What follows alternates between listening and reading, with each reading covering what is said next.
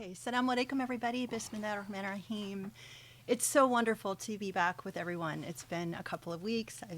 For me, it's been, it feels like a really long time, and I've missed being together in this space. And I know as we're sort of counting down, we're on our 87th surah, counting our way down towards the 114. I often think about how precious each of these meetings are because, this is not going to go on forever. And so every time we get together and have a session like this, I'm just so grateful and happy that we're here together. Of course, I have to call out the amazing, we've had now two amazing khutbahs. The one was called The Seeds of Sacred Beauty 2 weeks ago, 2 Fridays ago, which was absolutely incredible. And then the one from this past Friday, which is called Alcohol, Gambling, Self-Loathing, and the Demonic Instrumentalities of Hate. So it's hopefully a very interesting title. And it's Sheikh shares with us a warning that's in Surah al-Ma'idah about how we have to avoid these types of things because they basically arise from and contribute to a lot of selfishness and lead to really the destruction of human beings, and this can then, impact society. So we see so many indications or, situations of people that have lost their lives, have committed suicide, have become completely obsessed and addicted to, everything that pulls you away from the divine, and how that just plays, it's something that's very clear in the Quran that God tells us about, but how we do a very good job of sort of diluting that message and justifying the things that we do. And then he goes through a lot of, a laundry list of things that are happening in our world that are just so devastating. It's such a hard time. And it's interesting when you look at like the impact of what we would call political Hinduism, political Christianity, political Judaism, and how people who are extremists now have the protection of freedom of speech and so forth and so on. So we look at our, our world. We know that our election is coming up here in America this coming Tuesday. And all indicators are that the Republicans are going to take over again. And the Republicans have been very clear about their agenda in terms of everything from cutting social programs like Social Security, Medicare, things that people actually need, and basically gaming our system to prevent spending money on things that people actually need, and then protecting the wealthy, protecting those who are in power, and continuing the destruction of our climate, and so forth and so on. So that is a very dark thing, but that is political Christianity, and that is something that is held sacred here. Then we have examples of what's happening in India, where the Hindu nationalists are using the Israeli playbook and the Saudi playbook to destroy mosques that have been there hundreds, 600 to 800 years, and yet that is protected. And certainly Hindus are spending a lot of money here to increase Hindu nationalist support within our borders. And then, of course, if you look at what's happening in Israel, they just elected the most right-wing extremist people into the governing positions. And of course, they are very careful about trying to protect anti-Semitism and, conflate a lot of that extremism with anti-Semitism when we can't even establish, a working definition of Islamophobia as a matter of protection for ourselves. So it's a dark time, but it's a really important khutbah, as they all are. And, I just wanted to share a few thoughts because, quite frankly, I'm really tired of being on the losing team, right? I mean, we're a lot of times you look at all of these things and you hear what's happening in the Muslim world and how, unfortunately, Muslims are in such a, position of either being devastated and decimated around the world, or, in a situation where they don't even know that standing up for something like political Islam, when it means standing up for justice and standing up for your rights, is actually something good, but we, sit there and argue about how we shouldn't talk about political Islam, or when we, have so much energy poured into conversations about Andrew Tate, who just converted to Islam. And, it's like if we were a winning team, a winning religion, we would attract winners, right? And so it's like people don't even take, notice of someone like Andrew Tate. If you follow this, which I really haven't followed that much,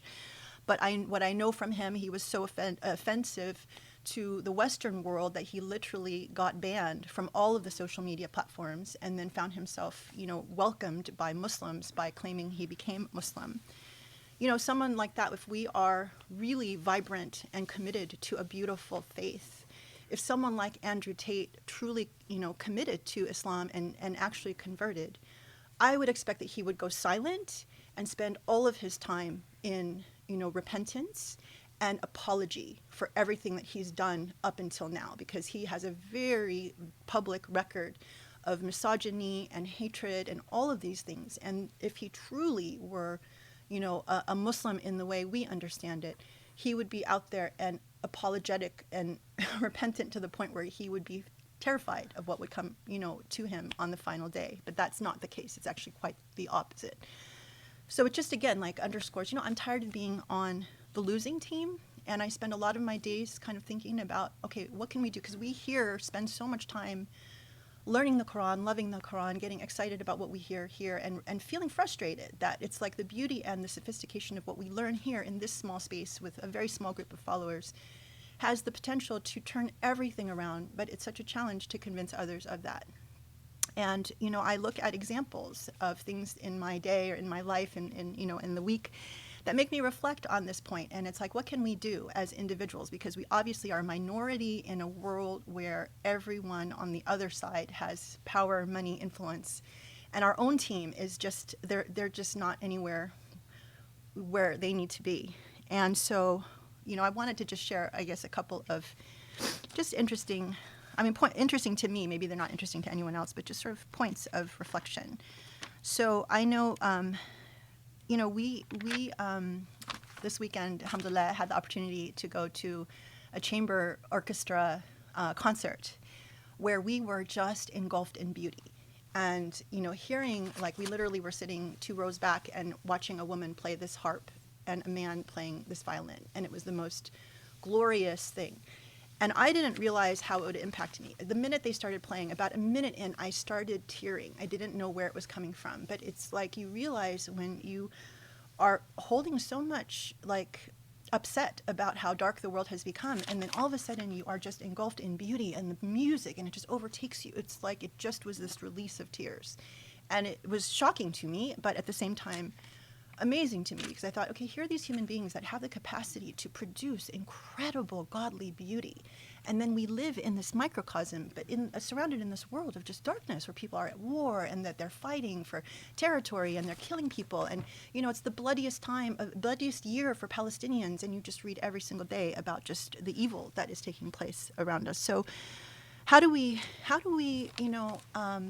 really find our anchor in that? And, we know that a lot of Muslims are struggling with their faith. And so we get a lot of these messages from people that are like, I want to be Muslim, but I don't know whether I should be Muslim. I don't know whether I believe in Islam anymore. I don't believe in God anymore. I don't know. And, even I reflect on the times when I was a convert early on, and I remember having to live what I think a lot of converts have to live and work through, a double life. Because you have a persona as a Muslim, and you have a persona when you interact with non-Muslims. And you kind of have to flip back and forth and navigate, okay, how do I, be normal with my non-Muslim friends or workers and things like that? And yet then how do I, change myself, to go back into my Muslim space and be properly Muslim? And I think this was, this continues on for today, because I know even I'm hearing from people who, now I interact, or I'm aware of activities with, Muslims at the college level, so these are young Muslims that are trying to find their way and navigate. And, this is such a challenge, because on the one hand, when they interact with other Muslims, it's like men and women just naturally separate, right? You have a Muslim event, and you just sort of go into this space where it's okay, it's natural for men to be on one side of the room and women to be on the other. But in any other non-Muslim space, that wouldn't be the case. If I walked into that, if I was with my non-Muslim friends, I would hug them, I would interact with them, I wouldn't think twice about it. But all of a sudden it becomes an issue in a Muslim space where it's not even necessarily that you believe that men and women have to be separated or you can't hug or whatever, but you're just worried that the other person might be offended if you do that. So you live in this really strange space. And the way that I think about it, again, it's okay, that's the losing team, right? You go and when you're interacting with the winning team, you don't even think about that kind of stuff. You are just you.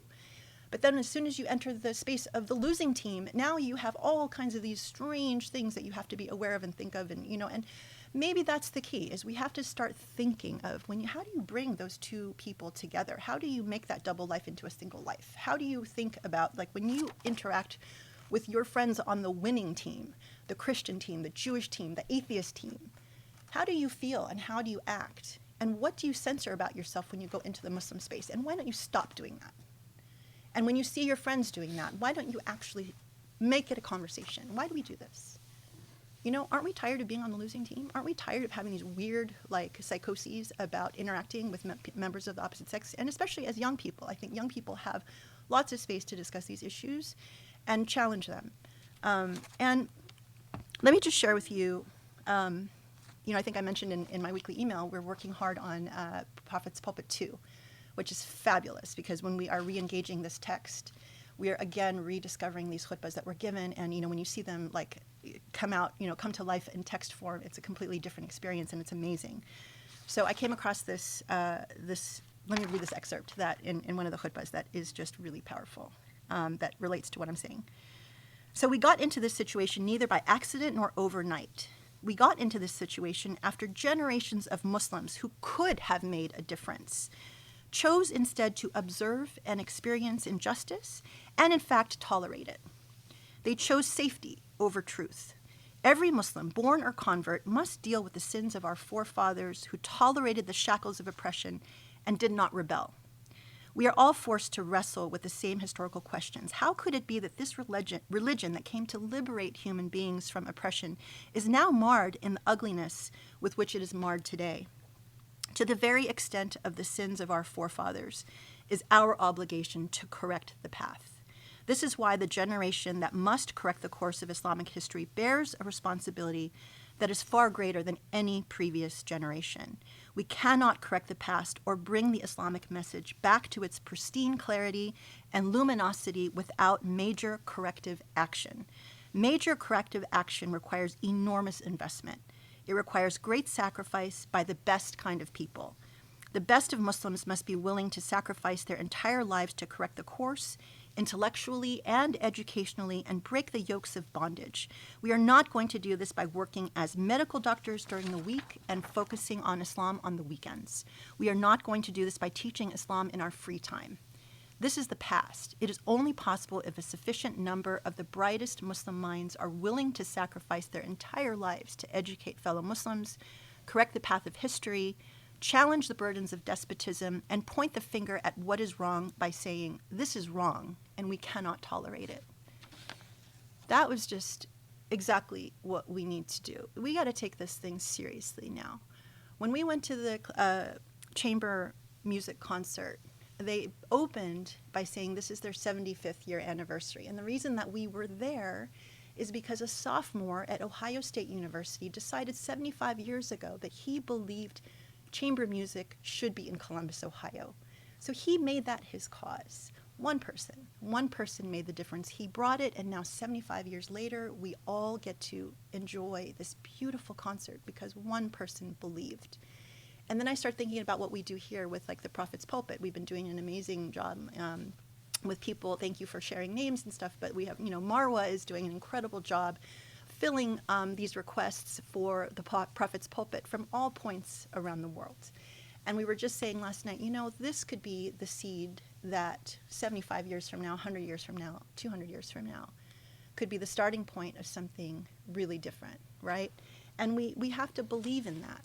And I got a message today from a friend who loved the Prophet's Pulpit so much that she wanted to teach it. She was invited to teach the Sunday school class at her mosque. So she asked for permission. She said, I'd like to teach the Prophet's Pulpit for these kids. And they told her, no, you can't. You don't have permission. And I don't know why. She wouldn't tell me the reasons, but I asked her the reasons, so I'm going to try and find out. And it just made me so sad because it's like, if you can't take the content like Prophet's Pulpit and teach it to the next generation of children, what are you building for the future? And then let me just lastly close with this, because I also like to look around and see, who's doing a good job, who's on the winning team. And there is this Instagram page that I follow, and it's called The Moral Revolution. I know some of the people here know it. It's run by Christians, people who really believe in trying to teach the next generation about dating and sex and how to have a dignified existence with their bodies and, you know, dealing with all the issues that our kids deal with. But they do it in a very like open and kind and beautiful and educational kind of way. And they're very clear about, you know, we believe in reclaiming, you know, Jesus's message about love and about respect and dignity. And, you know, and it's heartbreaking for me because sometimes I read things that they put out and I'm like, this is so beautiful and Islamic. And there's no way this would show up on our team because our team, we're just a bunch of losers right now. So let me just share this with you because one of the things that I learned as a brand marketer, as a strategy, is search and reapply. Search for the best things that are out there, take it, fix it, reapply it, own it, right? Make it better. And that's a strategy that we can use. So let me just share this very, you know, powerful thing. Okay, so this is a post. Sexual sin opens the door so much more than just a hot date. That's the title, okay? And then in the comments, sexual sin is the enemy's playground. Becoming sexually intimate with someone creates soul ties. Soul ties are meant for marriage. When we become sexually intimate with someone before being protected by a marriage covenant, then we are opening the door for the enemy to play with our minds, our feelings, our expectations, our perceptions, and our emotions. Sexual sin is not your friend. Have you ever wondered why after being sexually intimate with your boyfriend or girlfriend, there seems to be an argument the next day? Or why you feel unloved because after being intimate, you want him to commit to you like you're his wife, but you're not. Sexual connection is good, but only in its proper place. Otherwise, the enemy can use it to actually bring tension and division into your relationship. Purity is not just a rule God wants us to follow to withhold something good from us. It's a protection not only for your heart, but for your relationship. That's Islamic. Why don't we say stuff like that? Why don't we do stuff like that? Why don't we found it. Why don't we like make it better and reapply it and own it so we can actually stop being a bunch of losers? So that's what I want to share. So thank you. I don't know if you're as frustrated or as tired as I am, but you know, all it takes is one person to make a difference. So whatever your superpower is, and I believe it's not just converts, everyone has a superpower, every Muslim has a superpower. Embrace it, take it, make it your own, and serve God with it and make Islam better. Let's become the winning party. We've all been winning on winning parties not related to Islam. So let's bring that to Islam. So that's all I wanted to share. Thank you. I'm so looking forward to another session, Surah Tawbah, day 6. Thank you for being with us. Bismillah ar-Rahman ar-Rahim. سبحان الله العلي العظيم والحمد لله رب العالمين اللهم صل وسلم وبارك على محمد الرسول الأمين المرسل رحمة للعالمين وعلى آله الأطهار الميامين وعلى أصحابه المختارين وعلى من اتبعه بإحسان إلى يوم الدين اللهم اشرح لي صدري ويسر لي أمري واحلل عقدة من لساني يفقهوا قولي يا رب العالمين. I'm told we stopped at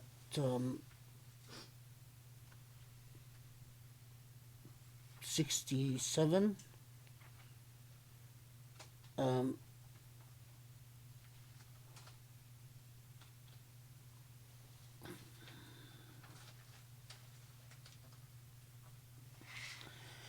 Okay, so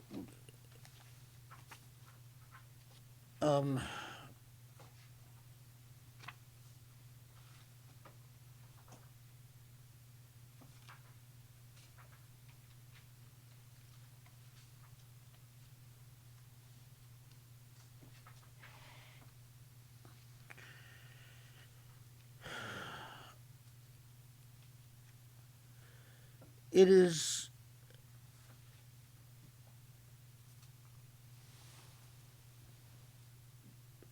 Surah al-Tawbah thus far. It's not an exaggeration to say that Surah al-Tawbah coming at, which we've talked about, coming after a major victory is followed by a major challenge. The major victory is conquering, defeating the Meccans, who had, from the genesis of the Islamic message with the Prophet Muhammad والسلام, the temptation, as we said, is quite powerful for one to say, okay, well, the nemesis has been defeated, and it is time now for us to relax. But it is extremely significant that at this juncture, the, the Quran's intervention is to come in and, to put it quite simply, say, how serious are you? And what is the level of commitment? I mean, Grace was quoting from a khutbah, which I was saying the best must be willing to sacrifice entire lives. There is no cause that can be served. That's just Allah's sunnah in creation. There is no cause that can be served without sacrifices. And in direct proportion to the willingness of people, and it is quite material that in Surah al-Tawbah, it is not the it is not a bombastic sensationalism of saying, well, you have to be willing to sacrifice your lives in the sense of willing to die, and that's it. Sometimes, well, actually, let me take that back. It's not actually sometimes, but most times, what is much harder than the willingness to die for a cause is the willingness to live for a cause. And as we saw, Surah al-Tawbah, there is a core emphasis on the very basic, obvious idea, but an idea that is so easily swept under and ignored, of preparedness. That if you were truly serious about sacrificing for the cause, you would internally, within, seriously commit to vanquishing your own excuses, vanquishing the propensity to engage in all types of delusions that would say, well, the cause can be served by others. It doesn't need to be served by me. Or, well, yeah, there is a cause, but there are other priorities in life. I mean, I think for when Surah, if Surah al-Tawbah is understood and truly followed and implemented, no civilization, no Islamic civilization that understands and comprehends and implements Surah al-Tawbah would fall apart or be defeated. In many ways, I mean, Surah al-Tawbah, its relevance to our historical moment, relevance to us today, is simply astounding. From everything when it talks about comprehending the idea of sacred space and sacred time, and not giving yourself the license to manipulate divinity within your life in order to accommodate your temporal causes. This is the whole discussion about the holy month and Nasi and so on. And at the same time, the the whole discussion about preparedness and the various excuses and the in victory with ease when things are looking upward and good, the biggest challenge that a believer confronts is the possibility of hypocrisy sort of sneaking in. Whenever there is a discourse on hypocrisy, immediately the very nature of that discourse is a discourse on introspection. So it is, put differently, it is extremely significant that right after the defeat of Mecca, it is as if Allah comes and says, well, yes, you managed to achieve this great military feat. Now, but the real challenge is introspection. Have you looked within? And if you are sufficiently familiar with Islamic literature, this is very different than how most commentators have approached Surah al-Tawbah. Most commentators approach Surah al-Tawbah as a surah that basically declares war, and ayat al-sayf, and the whole traditional discussion about whether ayat al-sayf abrogates everything before it. But a close reading of Surah al-Tawbah, it is actually a surah about introspection. Have you looked within? Do you truly understand the challenges that victory brings, the challenges that luxury brings, the challenges that comfort brings, the challenges?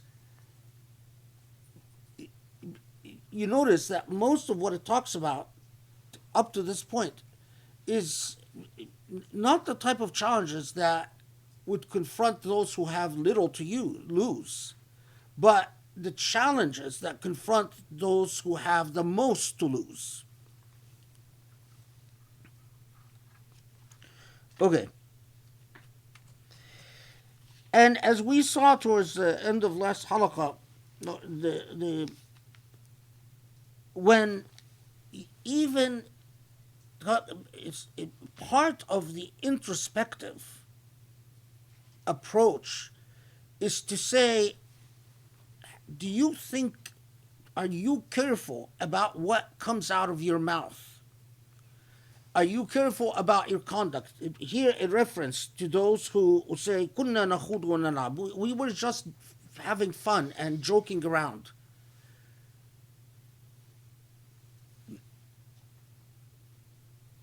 Living a deliberate life, living a life of deliberation and intention, means that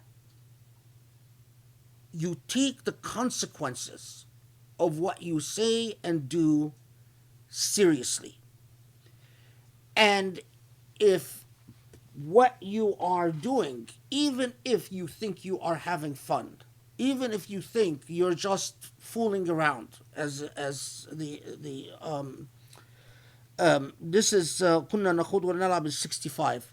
Even if you think that you are just fooling around, if the result is a dilution or obscuring the value of commitment, then that's no excuse. The idea that, oh, we're just fooling around, we're just joking around, is it Surah At-Tawbah comes in and says, Allah just takes on example after example of various excuses that human beings put up to dilute the importance of their commitment. And knocks these excuses down one after the other. Okay. And remember the point that I think we was at the very end where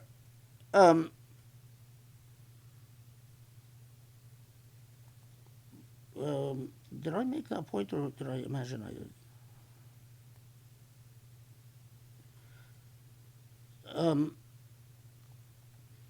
The point that where the hypocrites are, or those who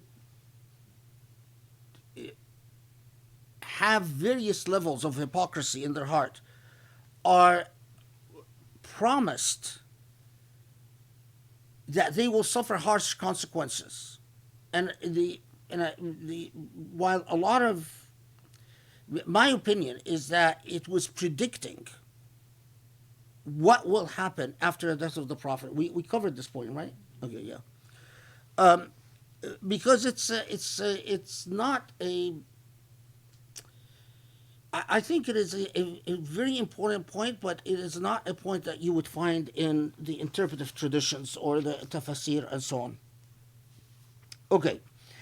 And then this shocking confrontation.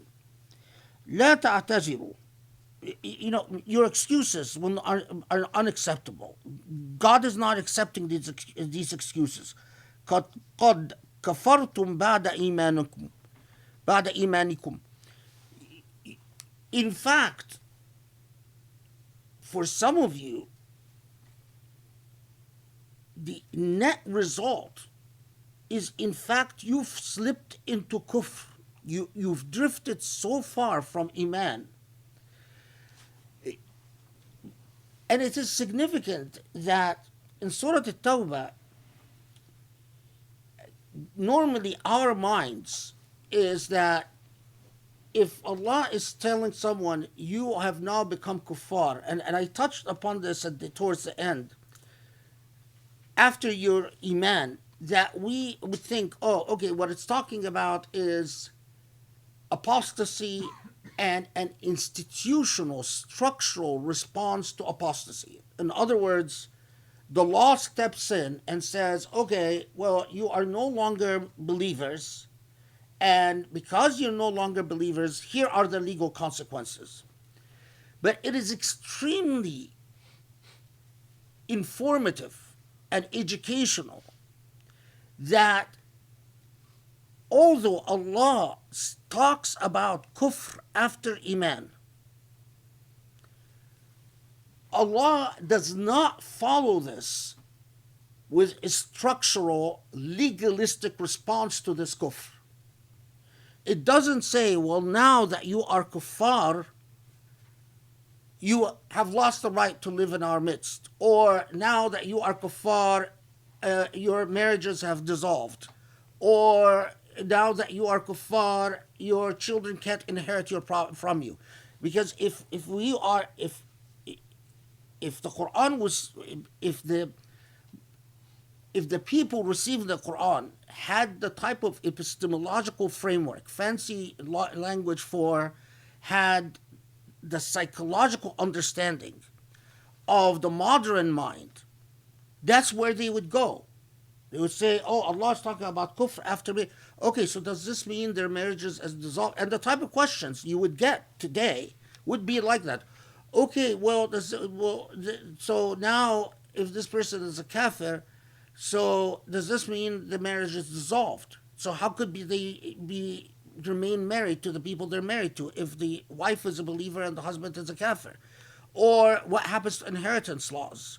Or, what? Okay, so, what happens to, do they still have the right to come to Jummah and pray with us? Or, does this mean they're still citizens? But see, this is the remarkable thing, is Allah is not talking structurally or institutionally. Allah is not talking about the legal response. Allah is talking to your conscience. Although the law will still consider you Muslims, and because there was no evidence of any marriage being dissolved or any consequences or inheritance laws, or and we'll see one other example of this that's actually quite significant. But yet, it is extremely profound and devastating if you are confronting people and telling them, do you realize that you've drifted so far from Iman that you are, in God's eyes, regardless of how the law sees you, akin to kafirs rather than believers?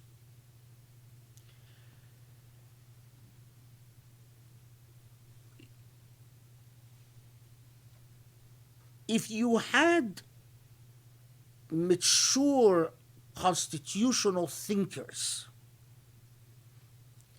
this would have profound ramifications for understanding the nature of the state and the province of law in an Islamic state. That it is not the role of the law. It is quite significant that even when high national interest issues are concerned, Allah is still talking to your conscience and not igniting a witch hunt by the legal system to go after people to create inquisitions of faith. And one of the things that I found quite remarkable is that, okay, so you have the Quran saying, قَدْ كَفَرْتُمْ بَعْدَ إِيمَانِكُمْ, you have become kafirs after you're believers. So I looked, okay, were there then anyone that beat anyone? You know, okay, did people say, okay, who are the kafirs among us? Let's go after them, because that's what you would expect in a medieval context. In a medieval context, you would expect inquisitions, you would expect investigations, you would expect trials for faith. That is the classic medieval framework. If you accuse people of treason, the legal system responds by saying, okay, we have to create court-martials to investigate and dig out treason. But you search and search as much as you want, and you will not find a single example in which the Prophet ﷺ permitted inquisitorial investigation on who is a munafiq and a kafir and who is not. Does that have serious ramifications for how we understand the modern state or how we understand the role of law? Absolutely.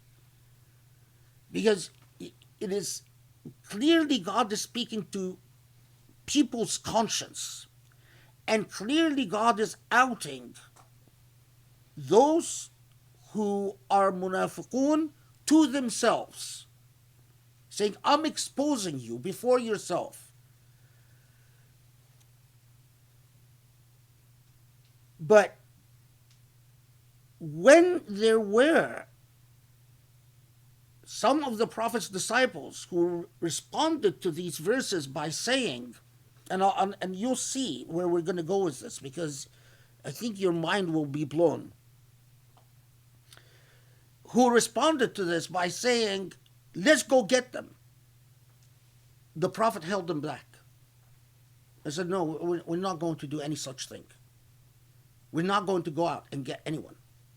We're not going to expel them. We're not going to, we're not going to create a culture of persecution. We're not going to create a culture of persecution.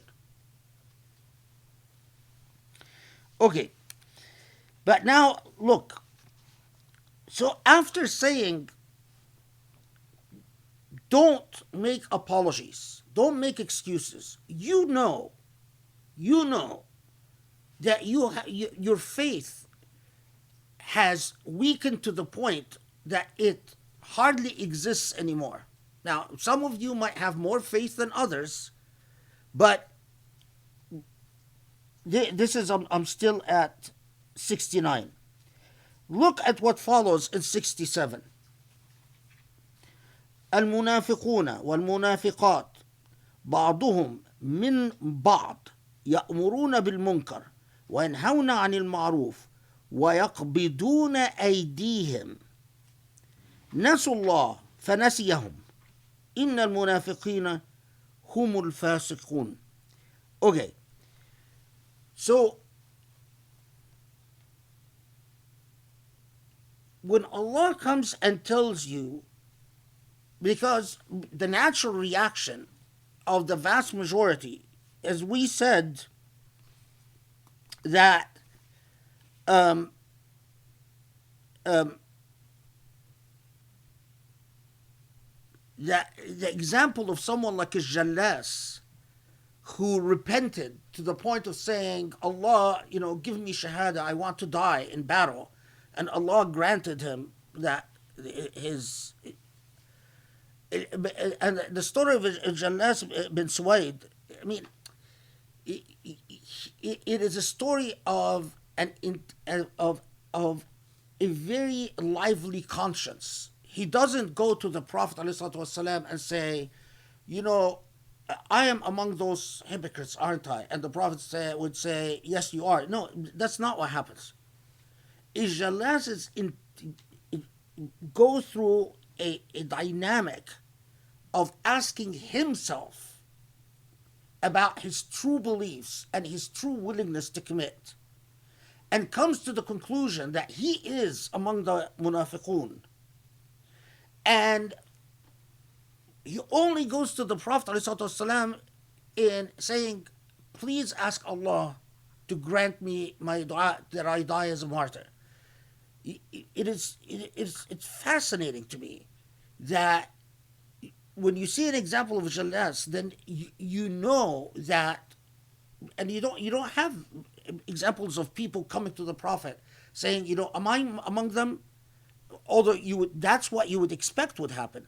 But in fact, the Prophet ﷺ underscores this whole element of look within.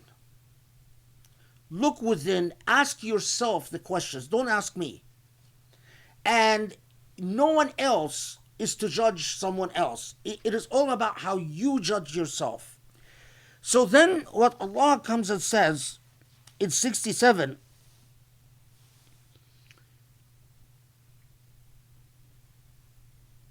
it's like saying, you want to understand the earmark of nifaq.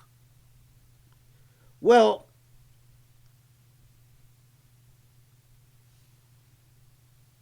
those who have slipped in a state of nifaq effectively have forgotten God. And then but you say, but some of them, many of them actually, yes, they would come to prayer. Yes, they're lazy. They would drag their feet to prayer. Yes, they would make excuses to miss many Jum'ahs. But they still, the evidence is that they still, many of them still prayed. Still, they hated giving alms, but they would still. So their forgetting God is not a literal thing where they actually forgot God. So how is it that they forgot God? Well, when you look at how they interacted with others, and the key, because we are accustomed, the language of يَأْمُرُونَ بِالْمُنْكَرِ has perhaps lost its meaning for us, because we have cheapened the impact of this language to command what is not good. Because we've cheapened the opposite, to command the good. So it's lost its meaning. But look at this. وَيَقْبِضُونَ أَيْدِيهِمْ, or أَيْدِيَهُمْ. يَقْبِضُونَ أَيْدِيَهُمْ. What is يَقْبِضُونَ أَيْدِيَهُمْ? Muhammad Asad probably, okay, 67, he translates withhold their hands from doing good. قبض اليد, or يقبضون أيديهم, means when your attitude, you what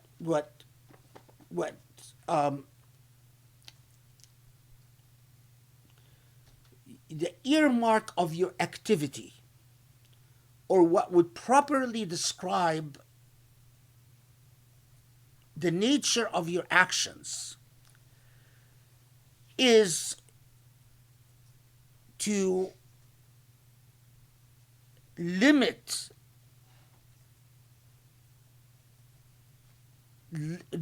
or to constrain or to warn against or to limit or to philosophize the limiting of doing good rather than the opposite.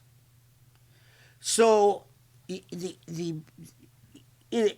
instead of having a liberal attitude towards goodness, the type of person that comes and says, well, but do you really trust that the money you're giving is being used properly? Do you really trust that the person that you're feeding is really hungry? Oh, I heard that this person, is just lazy and doesn't like working. It is again, the issue is not whether they are right or not right about their assessments. The issue is their moral attitude. So now step back. How have they forgotten God? Because what motivates their activity or lack of activity is not the reward with Allah, not the idea that Allah will reward me for my good intentions, even if a person who's truly deals with Allah says, well, I'll give. Now, if you misuse the funds, that's on you. That's not on me. But because what I care about is my relationship with Allah, I'll give. My attitude is one of generosity, of openness, not the opposite. The person who has forgotten Allah always seeks to control the results, is a compulsive controller. No, I will not give unless I know what the consequences are going to be. And so their attitude, as when Allah confronts them, was, okay, you've forgotten God, is that they are the bunch of, what in our language today would say, the bunch of skeptics in society, the bunch of second guessers. Oh, well, this, and remember that this critical issue of you are going to take on the Byzantine Empire. Of course, people who want to raise a million rational objections can do so, because it does sound rather crazy for Arabs who have been subservient to the Byzantines for centuries, have never dared defy the Byzantines for such a long time, have repeatedly failed in asserting any level of autonomy vis-a-vis the Byzantines. Now, right after the defeat of Mecca, they will actually put up a fight to refuse or reject the dominance of the Byzantines over them. Of course, you can raise a million rational objections. And Allah looks at these people and says, look at your own dynamics. Look at what you talk about. Look at what you confer with one another about. Look at your counsel. your deliberations, your intercourses as human beings with one another is not about goodness. It is always about darkness. You are always talking, you're complaining. You are always that party that always sees itself as aggrieved, as wiser than everyone else, as more, uh, you're always talking about the grounds for dissent and abstention. But what really motivates you, if you are truly honest with yourself, is purely your self-interest. What really motivates you is that you have your own little pot, your own little share of the world, and you don't want anything to happen to endanger that little share of the world. You have your own little stability, your own little routine, your own little protocol, your own little whatever that you have grown accustomed to enjoying and benefiting from. And everything you are talking about is to maintain that little, share of your world. And it's not about God, and it's not about God's cause, and it's not about this message, and it's not about a cause. It's about you. And your deliberations, basically, with similar people like you, are all of that same nature. Okay. Now, of course, Allah tells them that, the consequences of this in the hereafter is disastrous.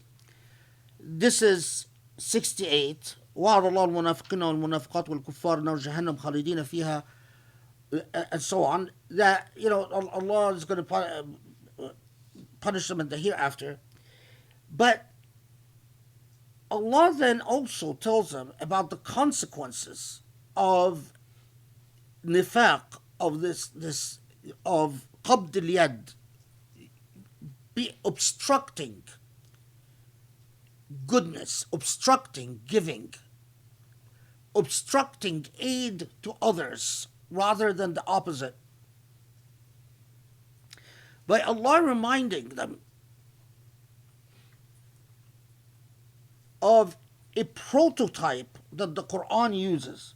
Notice that every time the Quran wants to tell us about that people can create human civilizations that appear to human beings stable and powerful and unchangeable and unalterable, but that Allah, as much as Allah gives leeway to people to, chance after chance after chance to build these civilizations,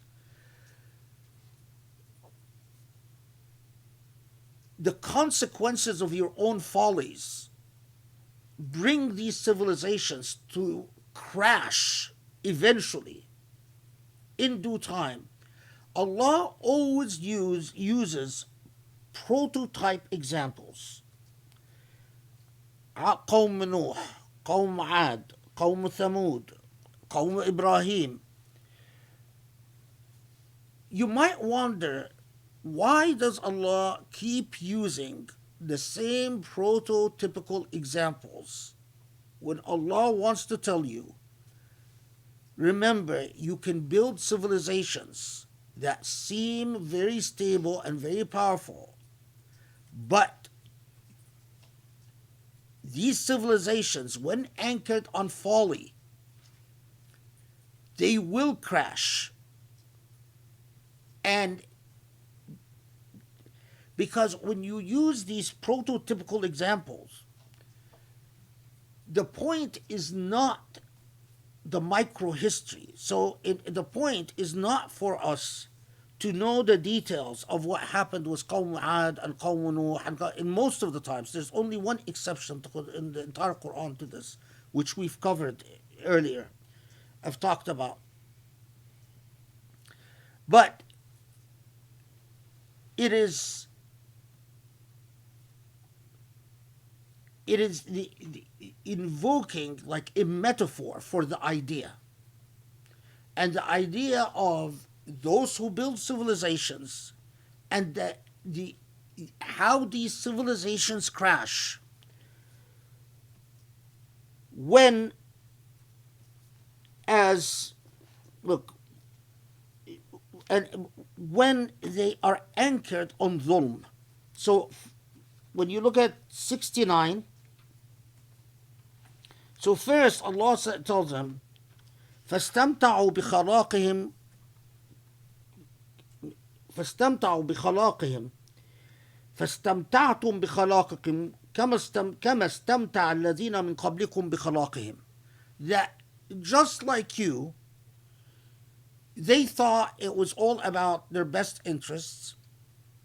Just like you, they lost themselves in their daily indulgences. Just like you, they thought it was all about their little share of the pot and investing in their little share and seeing their little share grow. In other words, just like you, they engaged in the delusion of existence. This is in 69.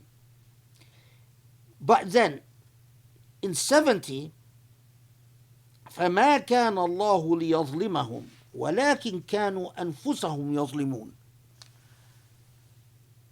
The ultimate takeaway, though, is that when they defeated themselves like you defeat yourselves with your nifaq,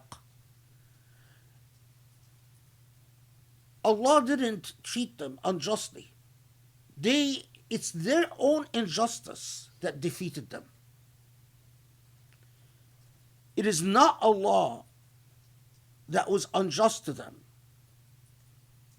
It's the same thing like, the problem of theodicy.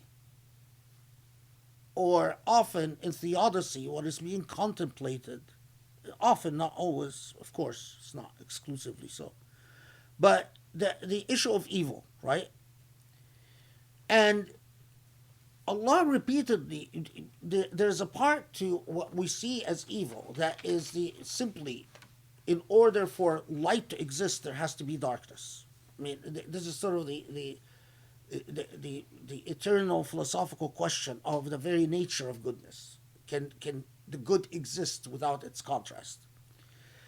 But that so much of the evil produced is the evil that you create effectively through the weakness of human hypocrisy.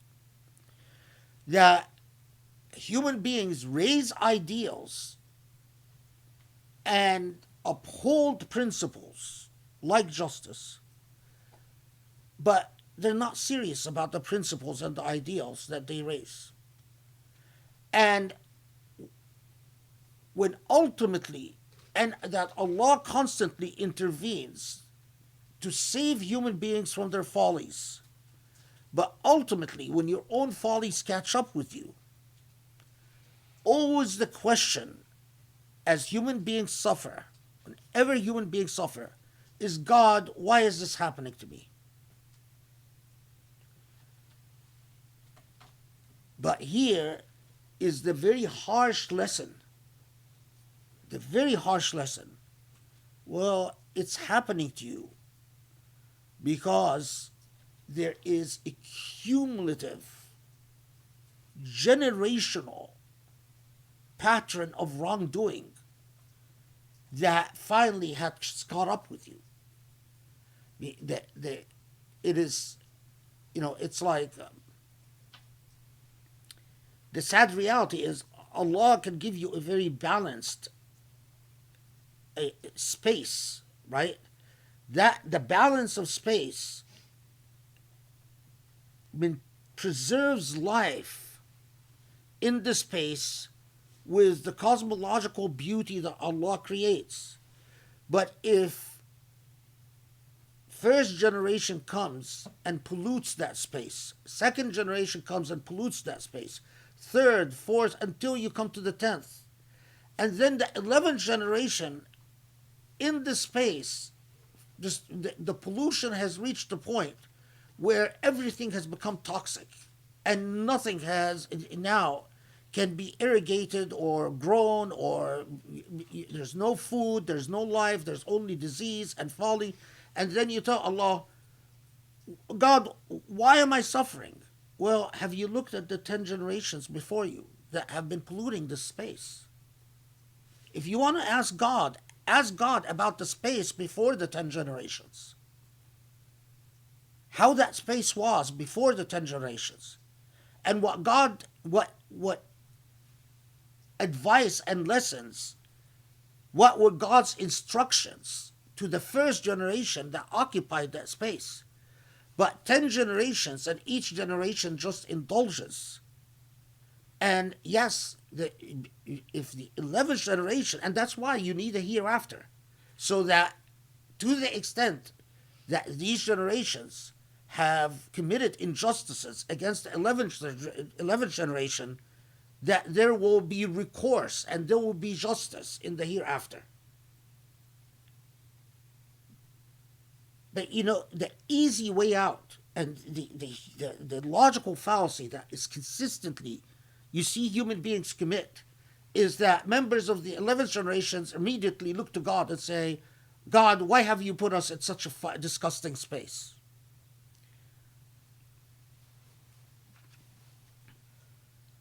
Okay, so it is not Allah. It is their own injustice that constantly defeats human beings and causes this ultimate caving in and destruction. And then Allah contrasts the state of nifaq to the state of belief. And it is extremely, this is 71, it is extremely significant. المؤمنون والمؤمنات بعضهم أولياء بعض يأمرون بالمعروف وينهون عن المنكر ويقيمون الصلاة ويؤتون الزكاة ويطيعون الله ورسوله أولئك سيرحمهم الله. So the contrast, look, أولياء بعض. First, there is what is wala? Wala is a bond of caring. You have no wala if you have no a common virtue of caring about one another. So the first thing that Allah tells you is that you want to understand believers care about one another. بعضهم أولياء بعض. The very idea that munafiqun care, but they only care about their likes. So it's not that they care about the entire ummah. They care only about those who have property. They care about only those who are members of a privileged trade group. Some of them are members of certain clans that, their ethic of care is by its very nature limited to a party.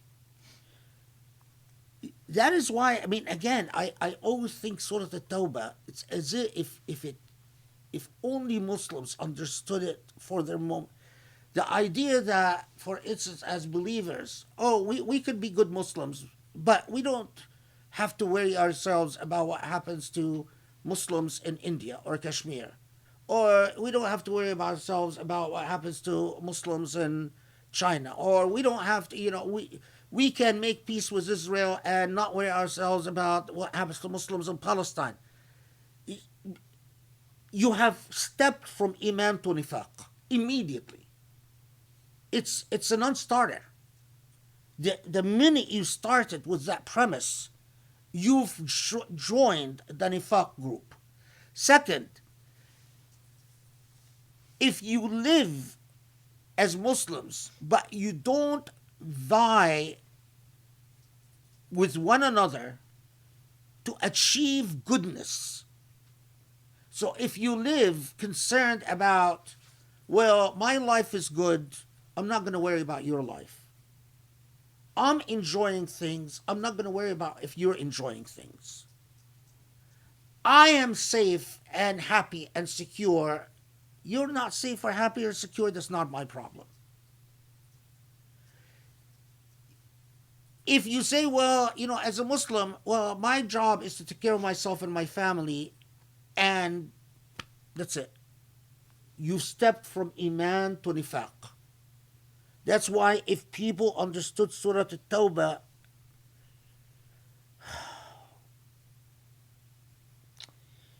the selfishness, the theology of selfishness that some people in modern Islam are trying very hard to legitimate and make orthodox.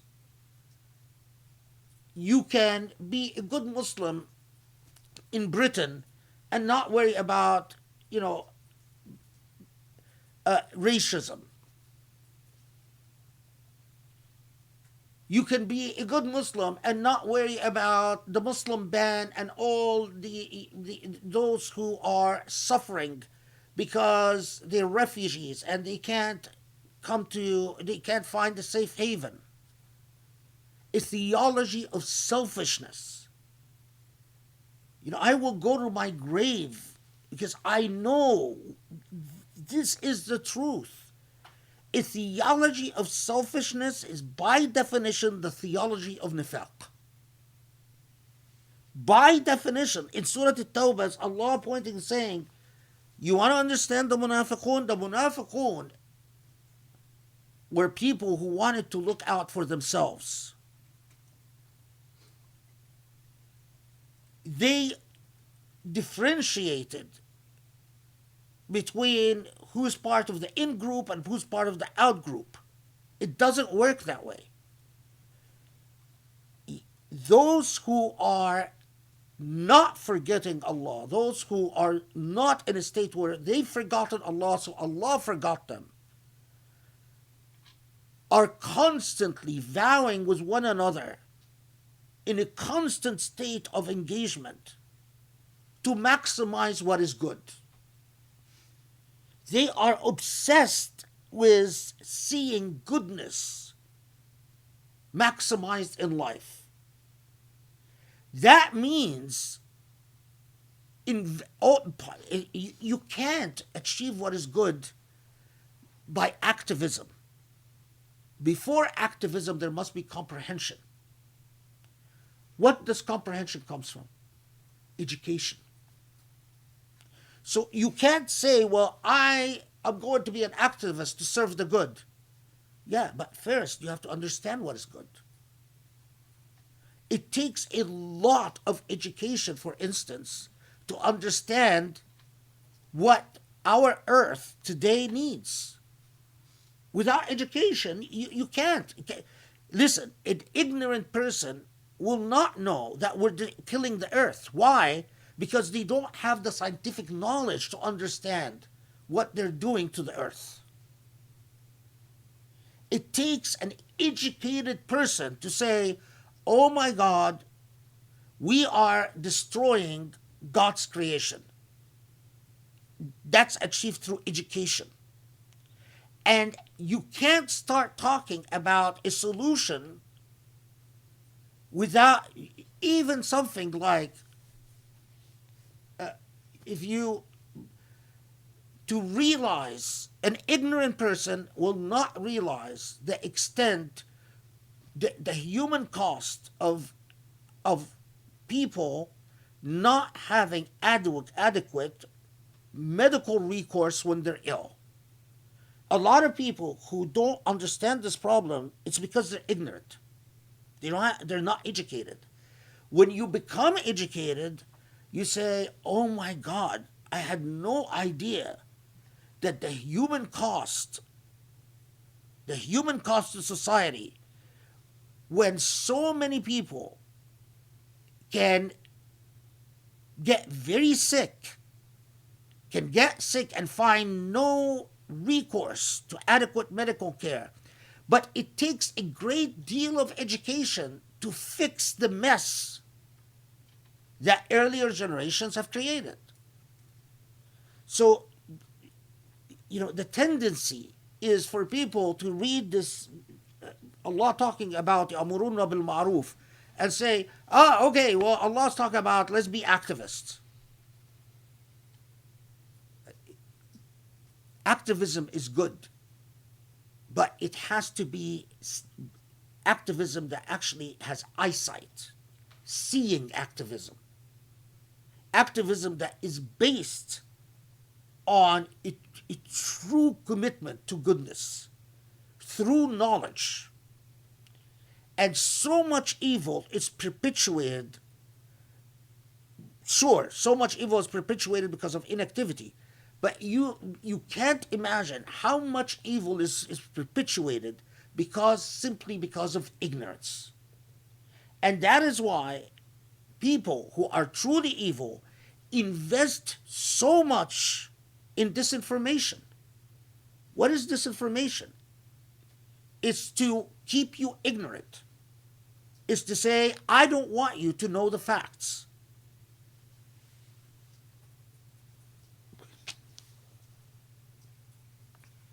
So,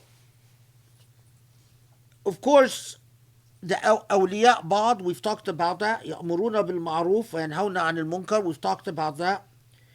Or, you could talk much more about that because... And then وَيُقِيمُونَ الصَّلَاةِ وَيُؤْتُونَ الزَّكَاةَ. And again, Allah repeatedly tells us there are variables that يُقِيمُونَ الصَّلَاةِ, to the form of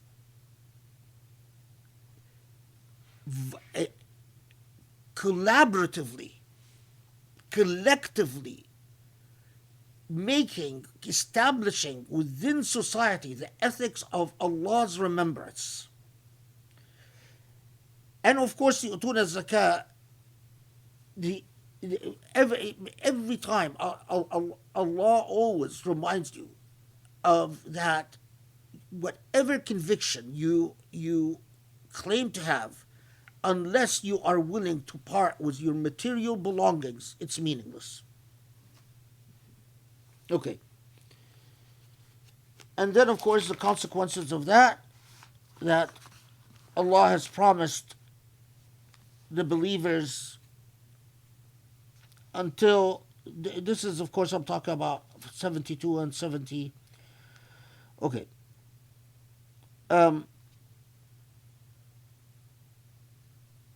Until we get to 74.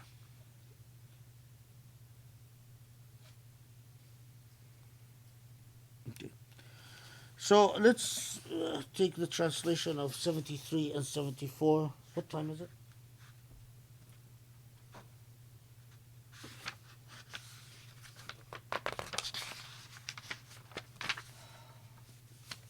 Okay.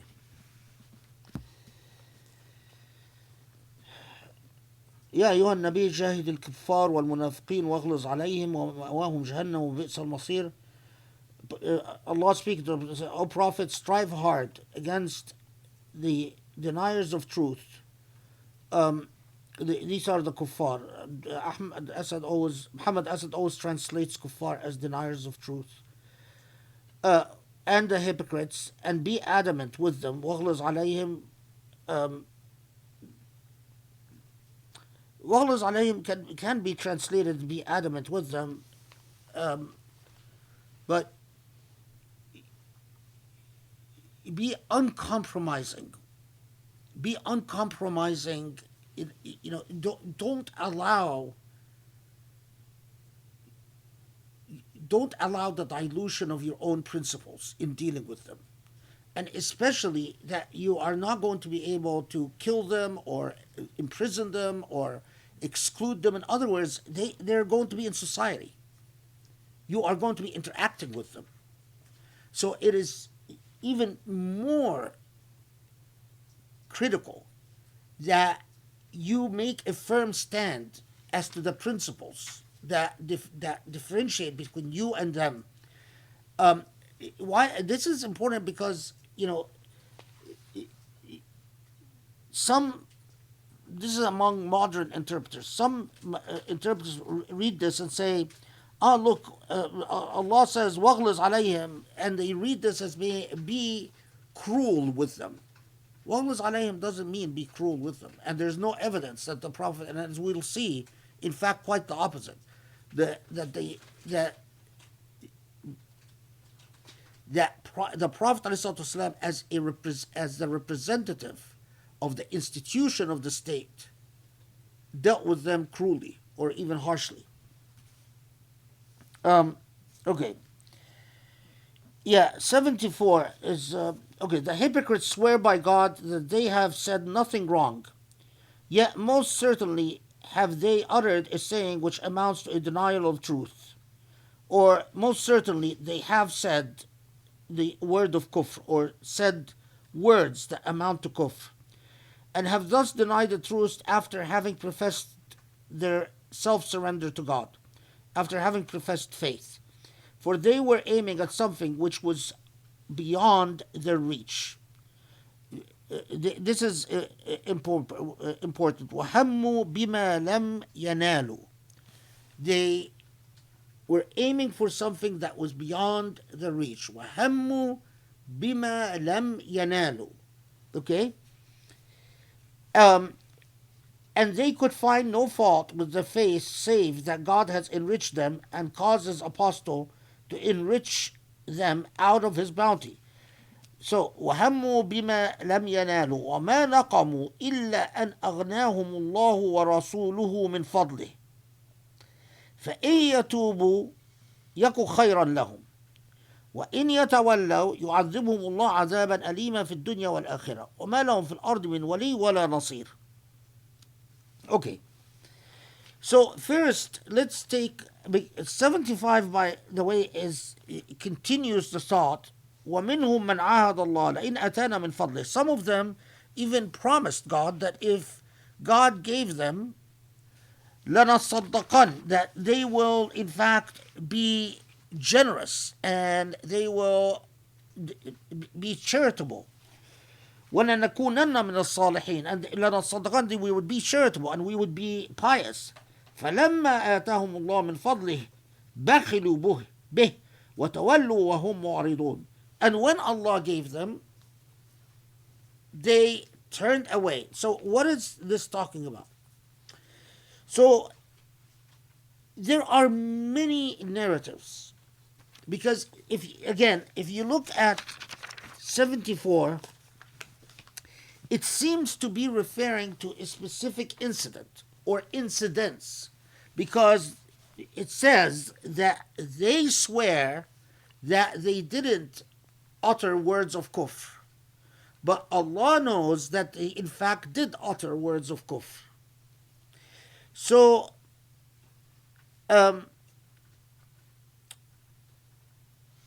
so here's an example where the Quran seems to be talking about a historical incident, and we look at the many different transmissions or narrations. We find competing narrations about who were the individuals involved and what precisely occurred. So, we have narrations, for instance, that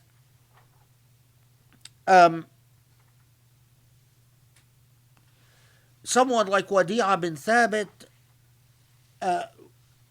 when they were heading to Tabuk and things looked very grim because they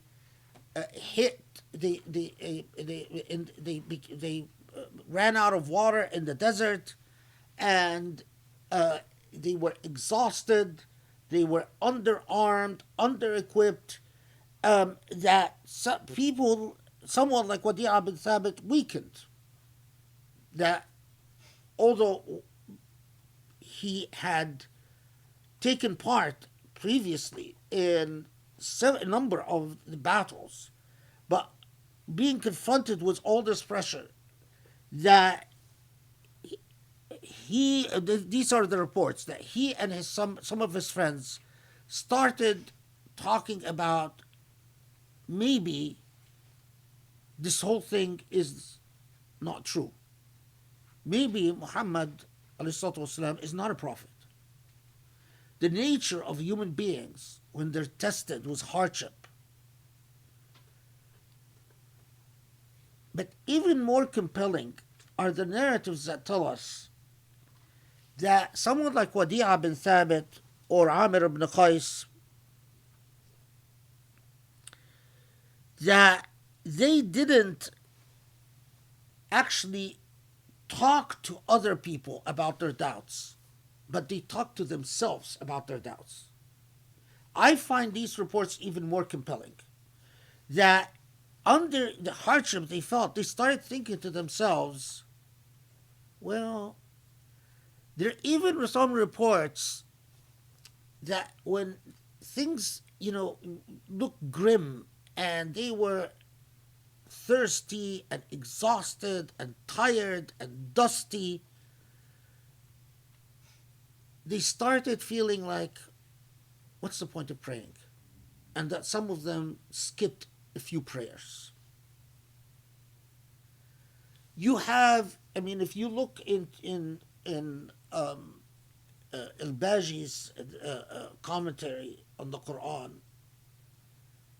or even Shukani, or gives you a whole range of reports. And when you look at the transmission of these reports, it's very hard to, all of them are more or less of the same transmission-wise authenticity. And what I think, again, the Quran is talking about when the first revelation came, and the ayat that we talked about earlier, when Allah comes and says to them, to people, you know that you have committed nifaq, that there are several individuals. You have the example of someone like Jallas, but you also have someone like Amr ibn Qais or Wadi'a ibn Thabit, or people who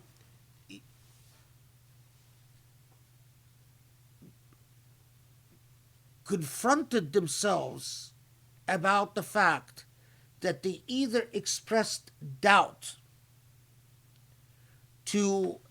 with others, or that the doubt is something that they expressed but they didn't necessarily communicate to others, but it had consequences. Like, some of them started contemplating abandoning the army. Some of them did abandon and go back home. Some of them, as we said, skipped prayers and said, I don't feel like praying. But clearly, some of them went, and we have reports, conflicting reports about who precisely went to the Prophet ﷺ and started swearing to the Prophet that, you might have heard that I said X, Y, and Z. I swear to God, I didn't say it. The guilty calling themselves out, more or less. And the revelation comes and says, because again, the Prophet ﷺ, when they come to him and they say, I swear, or you might have heard this and this, and I swear, the Prophet just accepts whatever they tell him. And remember, we talked about those who said, he's just an ear because he believes anything that's said to him. But Allah comes and says through them, no, Allah knows that you've said it and you're lying. Again, calling these people out to themselves. Because it's one thing if you recognized that you are among the culprit and you took yourself to task.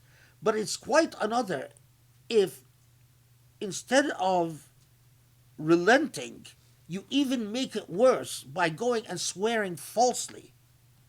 Basically, you're lying to the Prophet, and you know that you're lying. Okay, and now, where, yeah, okay. Now,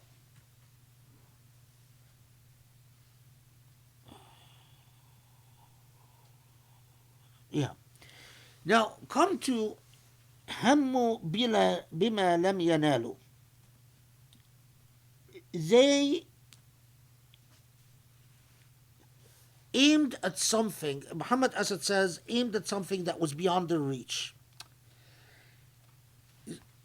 Several commentators looked at this and they said, oh, well, this must be,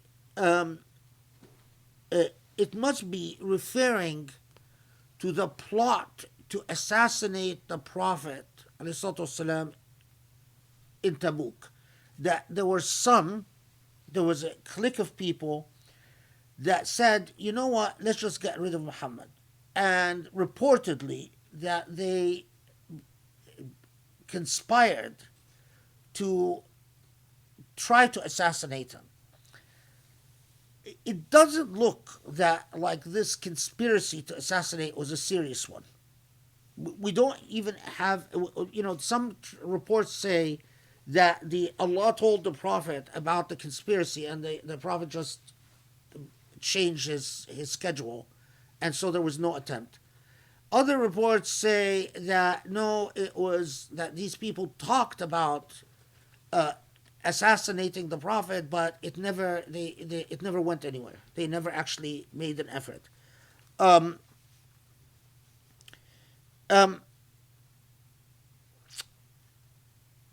But there is no evidence that this ayah is actually referring to this purported assassination plot. And as I said before, it is, I don't want to say it's doubtful that there were actually assassination plot. There were probably some, my reading of the sources is that there are probably some, what we would say, type of complaining and whining. Oh, we should kill him. But it wasn't really a plot. That's my sense in Ghazwat Tabuk. But there is even less evidence that this is what this ayah is talking about. That hammu bima lam yanalu. They strove for something but didn't achieve it. The language doesn't fit, and I think that hammu bima lam yanalu in the context of the ayah, it's because right after this it starts talking about what caused their moral failures. What is it that, and so in other words, it's not talking about people that were necessarily of criminally, it takes criminals to start talking about killing someone, and it doesn't seem that this was what this ayah is talking about, but rather that it is talking about a problem with these people's iman. And hammu bima lam yanalu, I think that the meaning is far more straightforward and far more obvious. That they started out wanting to be believers. They started out telling themselves, we are going to be good Muslims. But they failed. And Allah tells us right after this why they failed. So why did they fail? Why is it that they strove to be believers and they didn't succeed to be believers. This is the see, if you pause and just reflect carefully on the Quran, you learn so much. وَمَا نَقَمُوا إِلَّا أَنْ أَغْنَاهُمُ اللَّهُ. Their problem, and Allah tells them, your problem is not because they were denied. It's actually because they were blessed with possessions. These are people, when they had nothing to lose, they were committed and they were willing to sacrifice. But when they actually achieved some success in this dunya, they attained some wealth. And the irony is, for a number of these people, indeed like Wadi'a bin Thabit, that's the irony of it, and also like Amir bin Qais, they were people of very modest means, and the only time they had possessions that would make them high middle class, if you will. They were never the aristocracy or anything like that, but high middle class is because of the fact that Mecca was defeated, and because of major victories like the victory over Khaybar and the victory over the after the Battle of the Trench, and that they went from people without means to people with some means. And that was the test that proved to be their undoing. They aspired for faith, but when it came down to it, they gave priority to material, and they forgot that whatever blessings they have, it came from Allah. Remember what in the Meccan, repeatedly Allah warns us about in the Meccan Quran, that when human beings achieve a level of success, they start thinking that they're autonomous, and they start saying, well, do we really, is it really due to God?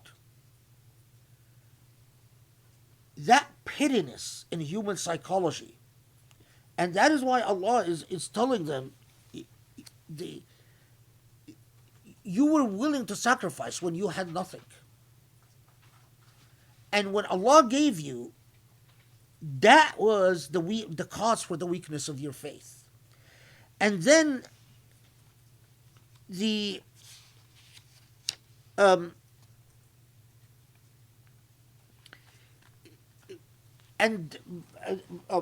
I forget, so I have always been هموا بما لم ينالوا. This Quranic expression has always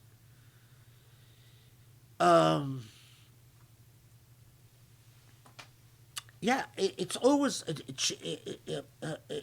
it always prosecutes you, or I don't want to, it's always after you, because how often do we speak about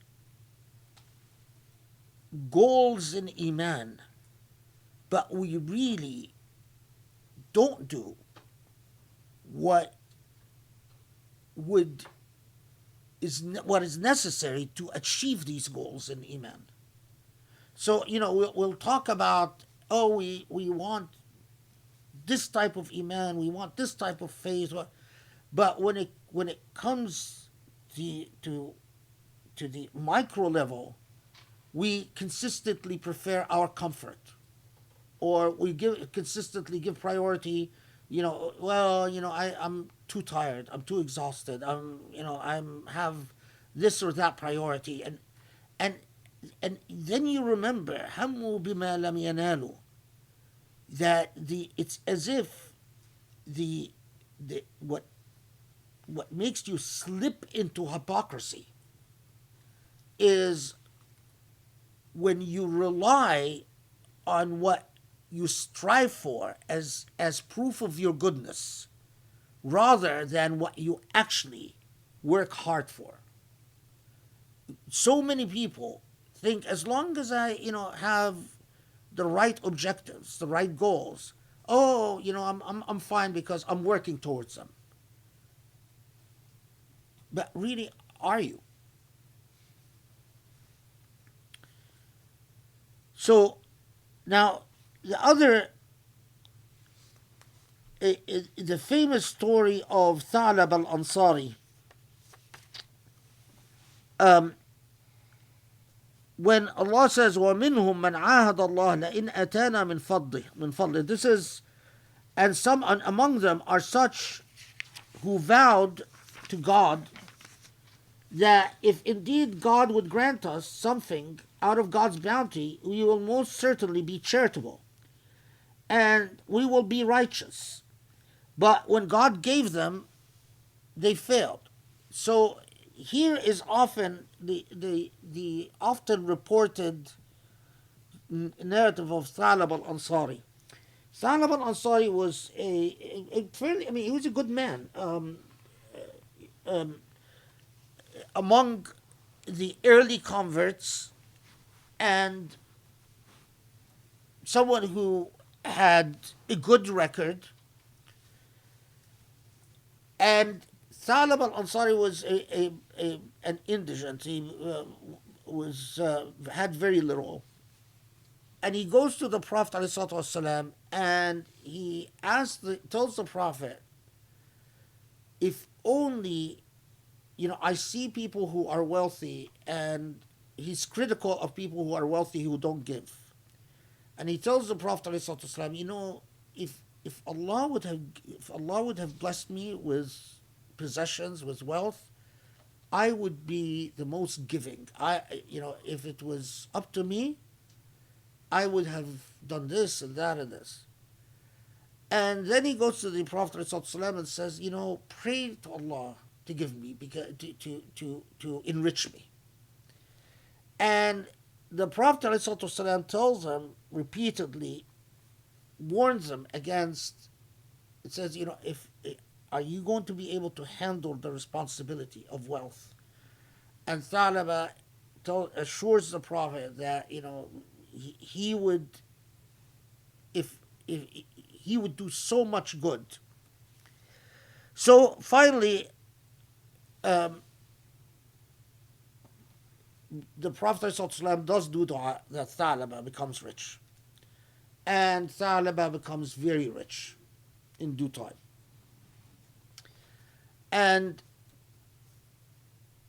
little by little, first, people notice that Thalaba is no longer among the first to show up for prayer. And then eventually he stops showing up for the daily prayers. He prays at home. And then eventually he stopped showing up for Jum'ah. And the Prophet ﷺ asked about Thalaba. And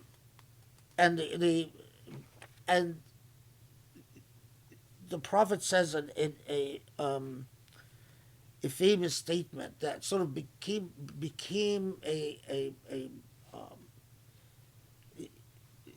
comments on the folly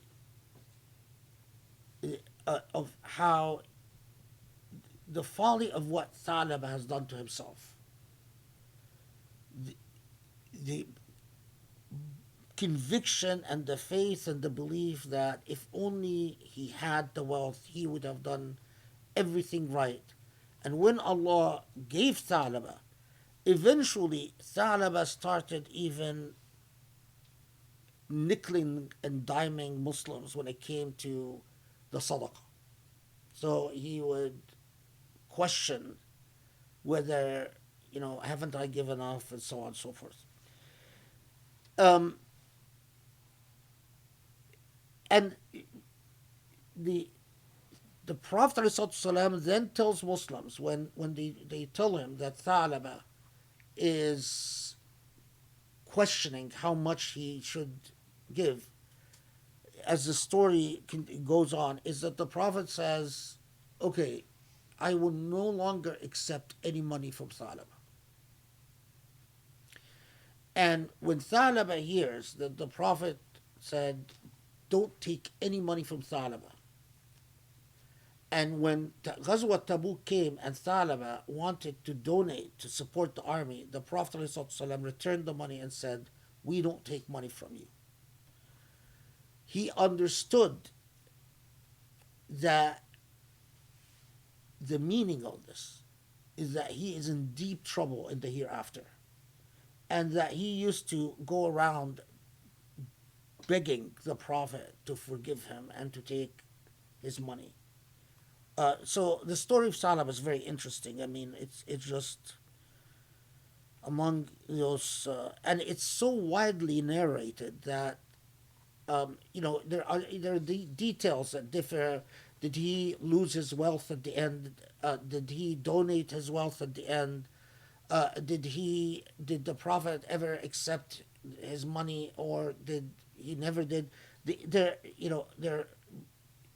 There are disagreements as to that. So you read different reports that quibble about these details. But what is remarkable is how many transmissions there are of the basic narrative about Thalaba. That he was from nothing, he asked the Prophet to pray for him, the Prophet does, he becomes very rich, and slowly, and then the Prophet is very saddened and says, "Lo to Thalaba," how the folly of the deal that he made. So.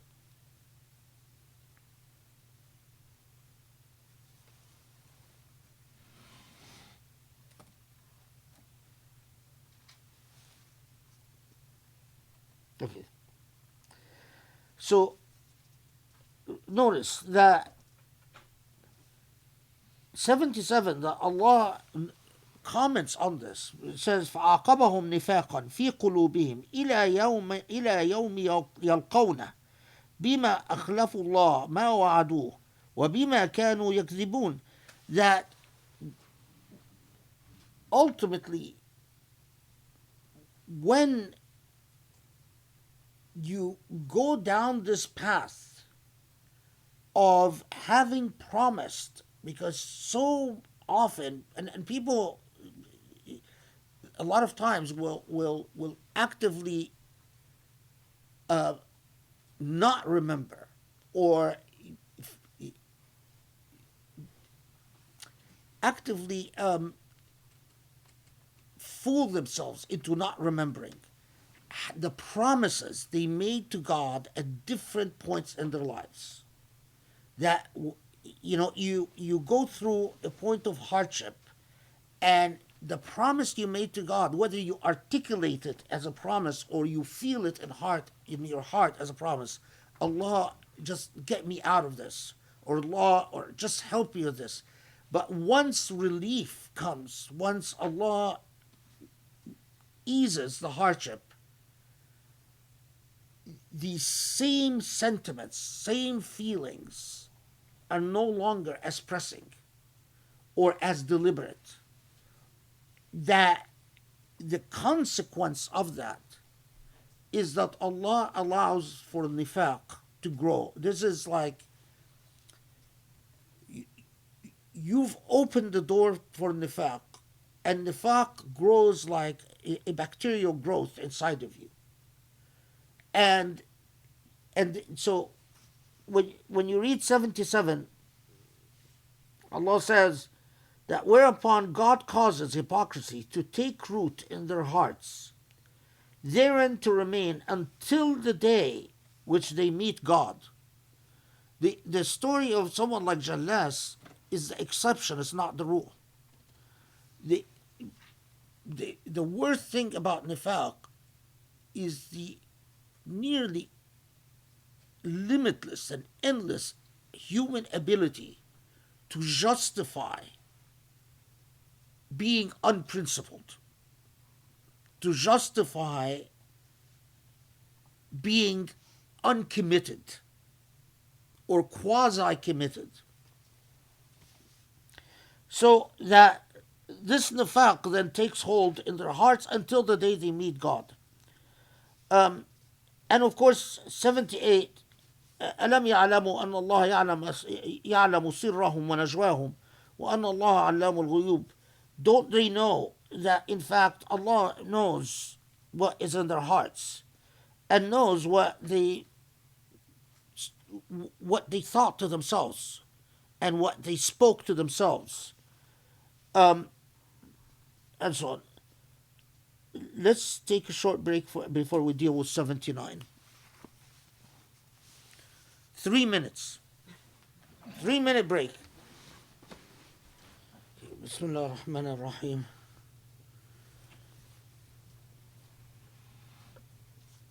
Okay. So now 79, we get to another aspect of hypocrisy, or another fashion of hypocritical behavior. So الذين يلمزون المتطوعين من المؤمنين في الصدقات والذين لا يجدون إلا جهدهم فيسخرون منهم سخر الله منهم ولهم عذاب أليم. Now, this, if you look at 79, those who find fault with such of the believers as give for the sake of God, more than they are duty bound to give, as well as with such as find nothing to give beyond the meager fruits of their toil, and who scoff at them all. So then, God will cause their scoffing to rebound on them, and grievous suffering awaits them. And it's tempting to just skip over this and say, well, this is not to disassociate oneself from this type of hypocritical behavior. But again, you pause and you ponder and you think about what Allah is describing here. So what is the hypocrisy that is being committed here? There are two aspects to it, if you will. First, or two types: those who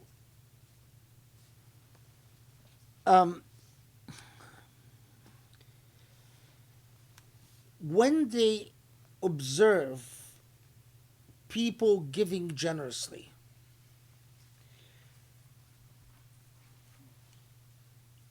their attitude and their comments about those who give generously is, instead of admiring this behavior, or instead of looking at this behavior as exemplary, يلمزون المؤمنين في الصدقات, meaning they then comment, or at least what they think about this behavior, or what they say about this behavior. Oh, well, such and such person is giving so generously, just so it will be said that they are generous. So they provide negative, a negative commentary on morally praiseworthy behavior. Part of the social values that you create is what type of social values do you encourage, and what type of social values do you admire. Well, if you look at generous behavior and your commentary is, well, oh, people are just doing it because they're just showing off. So that's one. or to lems is not just to say that they're showing off, but also, or to say, oh, they're foolish. This behavior is, they're idiots. Who, to give so generously is silly, or, unwise, or irresponsible, or so. One is that when they see behavior that is morally praiseworthy, and instead of looking at it as a moral example to be followed, they degrade it. But at the same time, you have either those same people, and quite often they were the same people, but not necessarily so. When they see those who have nothing to give, except they literally have nothing financially to contribute, because they're people of no means, except their own physical efforts, their attitude towards them, يسخرون منهم, those who have nothing to give but their efforts, that their attitudes towards them is that either they again sow doubt about this conduct by saying, oh, they actually have wealth, they just don't want to give it. In other words, you're impeaching the character of people that you have no grounds to impeach. You're speculating. You're just, and this is a behavior that a lot of human beings do fall in. That they say, oh well, no, I'm sure they have something. They just don't want to give it. Or alternatively, to feel superior to them. Well, we've given, and this is actually what a lot of reports, in terms of if you talk about riwayat, that some of those individuals have given something, and then they look at those who have nothing to give, and they talk about them or speak to them as if they are superior, because we are in a position to give and you're not. And again, look at the type of social morality that Islam came to engineer.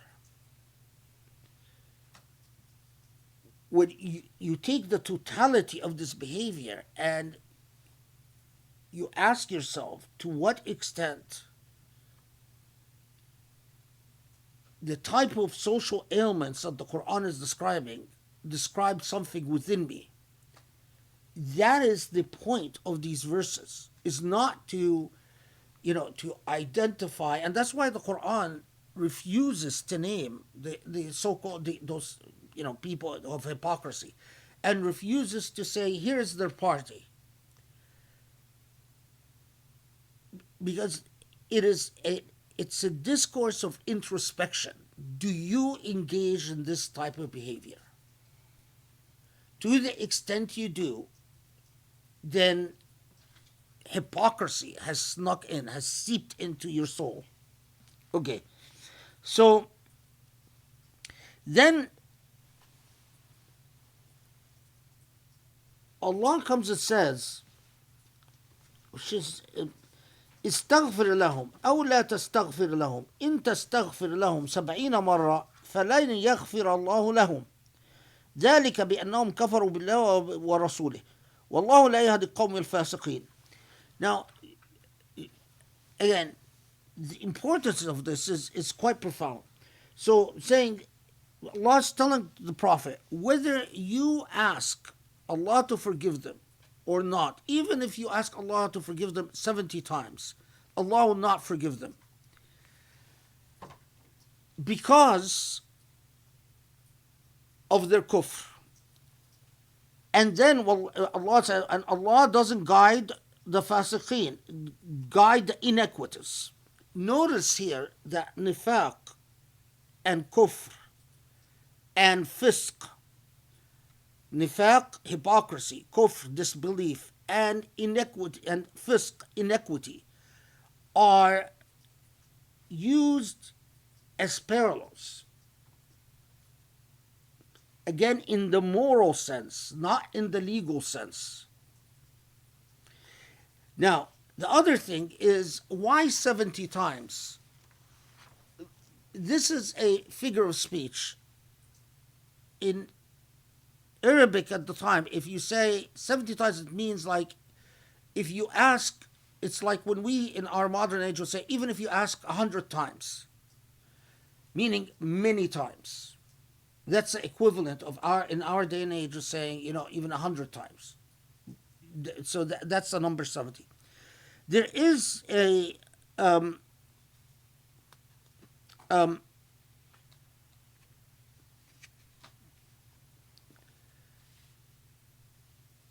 what's quite interesting is that there are all these reports that say that I have okay. There are a certain class of reports that I have doubts about, which say that the Prophet ﷺ would ask Allah to forgive certain individuals, and when the companions would tell the Prophet, but they are hypocrites. They are among the hypocrites that Allah said, don't ask for forgiveness for. The Prophet would respond, well, Allah said, even if you ask me to forgive them 70 times, and I'm going to ask Allah to forgive them 71 times. So, and I have doubts because of the, it's, at the time the Quran is revealed, 70 times is an idiomatic expression. Later on, when that idiomatic expression, it loses, the number 70 loses its significance. It seems like, these reports that say, well, if the Prophet asks 71 times, it's a different deal. Allah might forgive it. It goes against the spirit of the revelation. However, there is something significant about these reports. Is that the Prophet's attitude, and this is something we don't pause at and we don't stop at, and it's again because we don't write the seerah from a Muslim perspective. Most of the seerah that we've written in the modern age is from an Orientalist perspective. Is that the Prophet's attitude towards the revelation about hypocrisy in Surah al-Tawbah and later on in Surah al-Ma'idah is not one of anger and vengeance, but actually one of sorrow and sympathy. The Prophet ﷺ feels sorry for them. And the reason that Allah tells him that even if you ask me to forgive them, I will not, is because of the numerous reports that when those of them that would come to the Prophet, and even those who would say, we didn't say what you might have heard that we've said, the Prophet's response is, may Allah forgive you. Or may Allah forgive us all, which is, he would often say. And that, as we will see, when some of them who were quite famous for doing things that were just not, like withdrawing with their allies from battle, like Abdullah ibn Ubay, that when they die, the Prophet ﷺ would insist on praying on them until Allah ordered the Prophet to stop praying on them. So the picture that emerges is of a man that is actually, his heart is broken. And this is not the way we write the seerah, but this is the way we should write the seerah.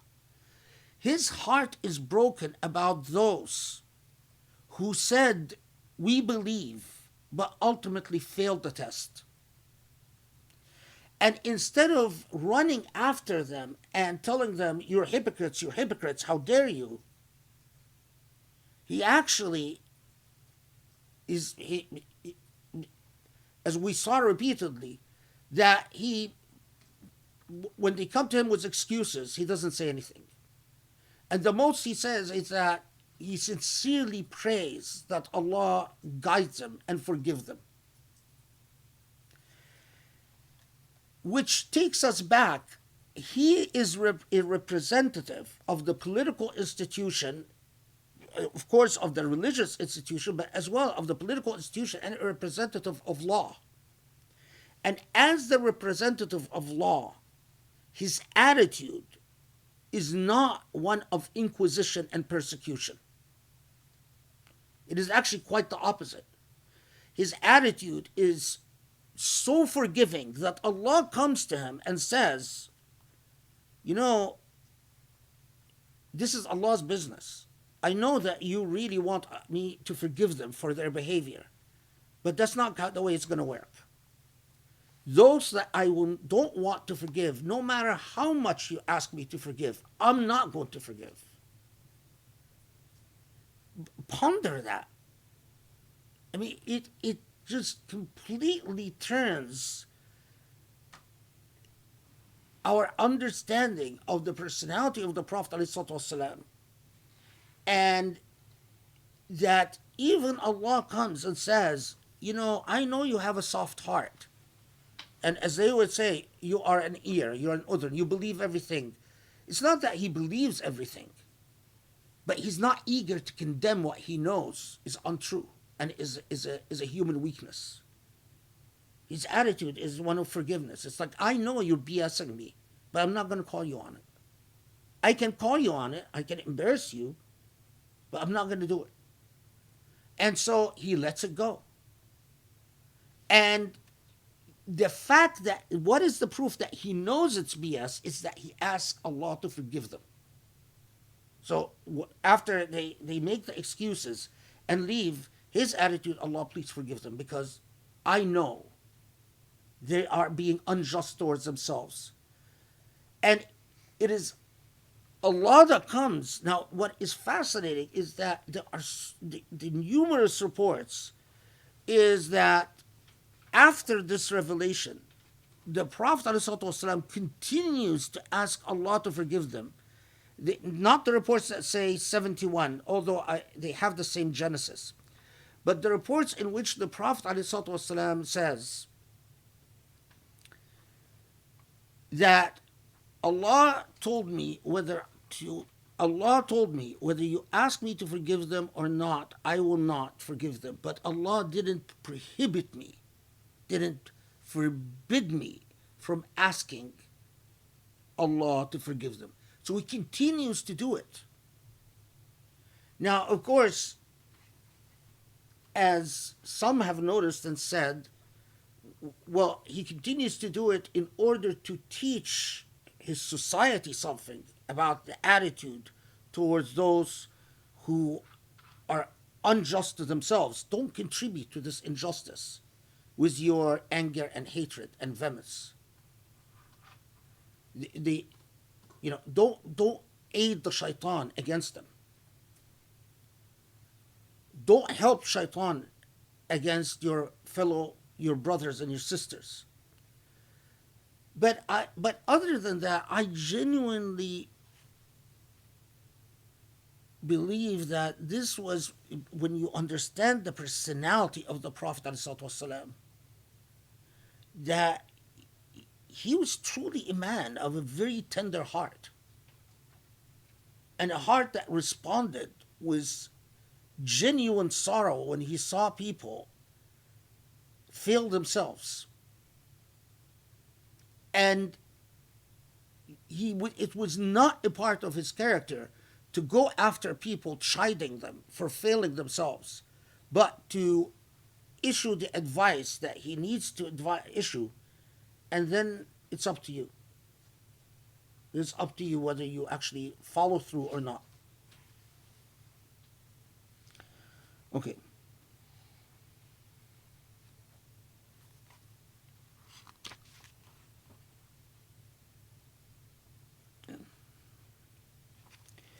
So now, again, in dealing with the dynamics of nifaq, we come to another historical incident. فرح المخلفون بمقادم.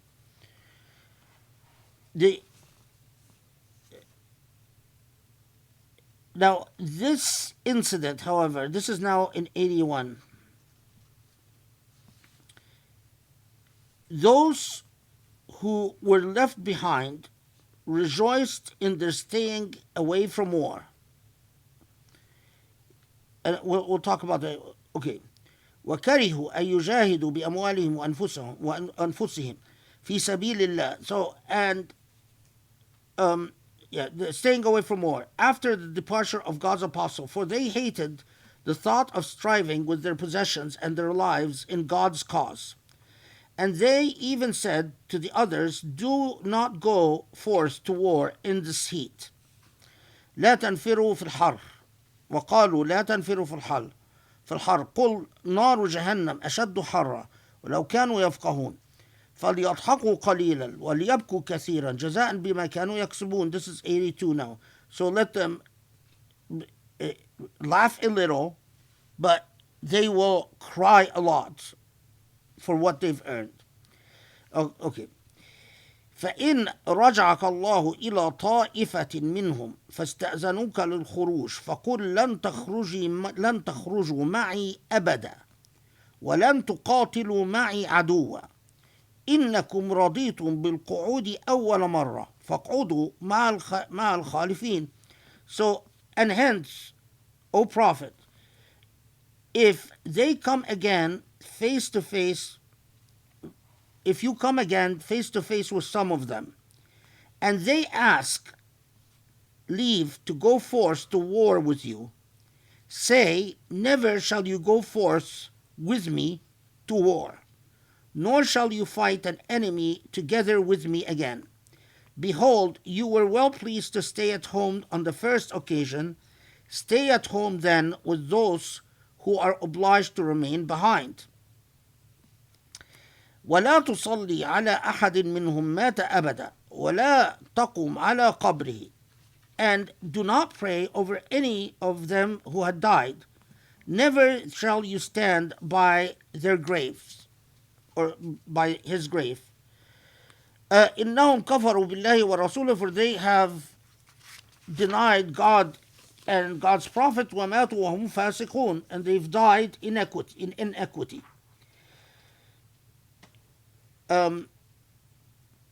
Okay. ولا تعجبك أموالهم وأولادهم إنما يريد الله أن يعذبهم بها في الدنيا وتزهق أنفسهم وهم كافرون. And do not be impressed by their worldly possessions, their money or their children, because 85. And let not their worldly goods and happiness, which they may derive from their children, excite thy admiration. God but wants to chastise them by these means in the life of in this world, and to cause their souls to depart while they are still denying the truth. Okay, so here's another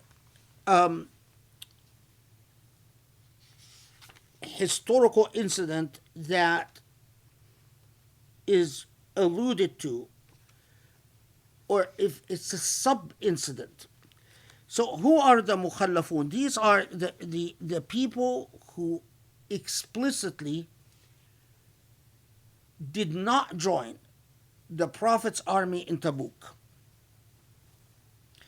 And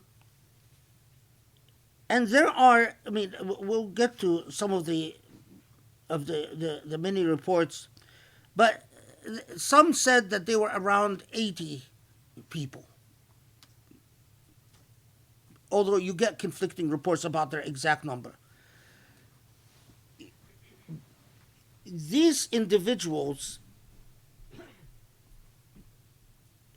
made either outright simply refused to join the military campaign. Some made excuses that were outlandish excuses, and it was clear that they just, and we know that they are again, Surah al-Tawbah is talking about another manifestation of hypocrisy, because they were advocates against this campaign, and they were telling their friends that it is contrary to the habits of Arabs to travel at this time of the year in this heat so far away from what is. Arabs would often fight their military campaigns close to where they lived. In other words, familiar territory. And part of this is because most of their warfare were raiding against other tribes, these ongoing feuds of tribe against tribe. And what emerged from this habit is that you are fighting who is familiar to you and on familiar territory. But this ethic, if you will, or this social, this creed or this habit, ultimately, what it results in is weakness. Those who are strong, who are powerful, ready themselves to meet the challenge wherever it presents itself. But if you say, well, I only will meet the challenge as long as it is familiar to me, and as long as these conditions of comfort are met, well, what it translates to is what happened in actual history, that these Arab tribes remained subservient and weak to the Byzantines, who would strike far, far away from their own imperial lands. And so when the Prophet ﷺ said, we are going to go to Tabuk to meet the Byzantines, you had this clique who were saying, this is ridiculous. Since when do Arabs travel?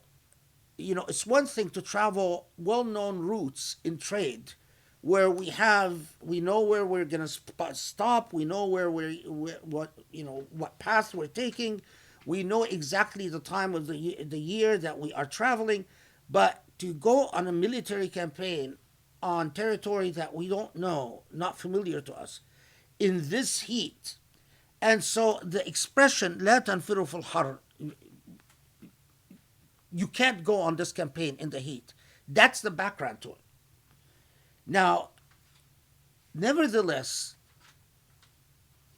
look how easily what is familiar and what is cultural can be the pathway to hypocrisy.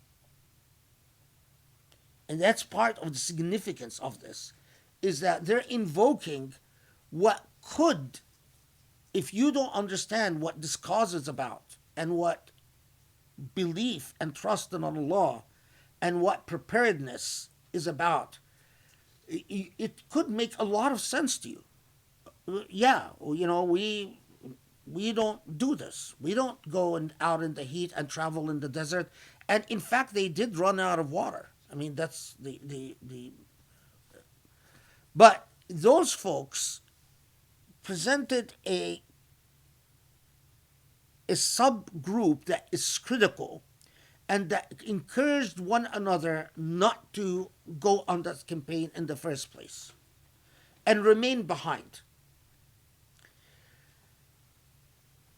What is, again, these like pauses that makes you reflect very deeply about the Quran.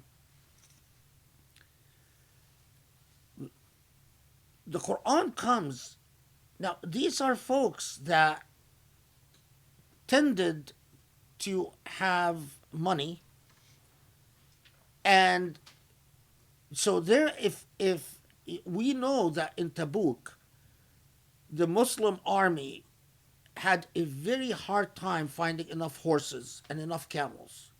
Well, these are the folks that are more likely to have a horse and to have a camel, leave alone other livestock. And yet Allah comes and pause and think about this.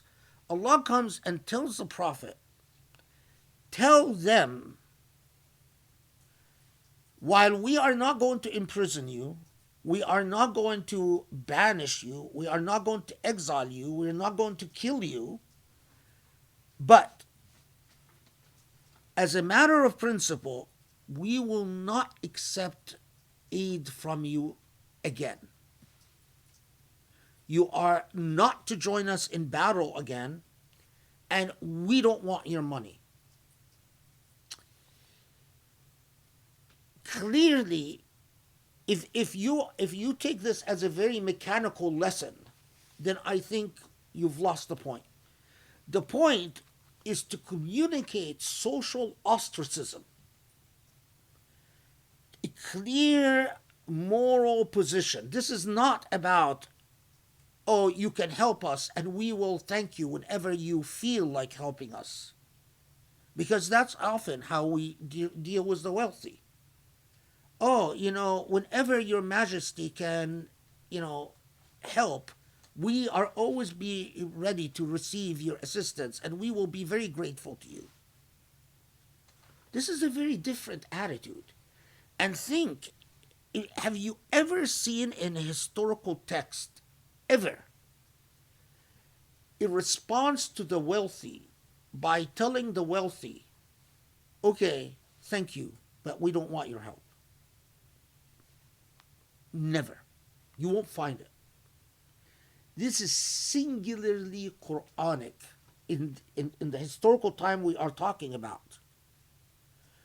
And that is why it was so shocking. If you are weak of faith, you're going to say, what the heck is Muhammad doing? We need all the help we can get. And you're telling these people who bailed out, okay, fine, enjoy your wealth, go. I mean, the natural thing is to say, well, at least can't we throw them in prison? At least can't we try them and convict them and sentence them to 20 years in prison or something for treason? Or, can't we exile them? Why can't we just watch them enjoying themselves, living with their... And this is why Allah tells Muslims and tells the Prophet, don't admire their wealth. Because the natural inclination is to say, oh, great, so we make all the sacrifices and you gave them a license to just live their life and enjoy themselves. That's not fair.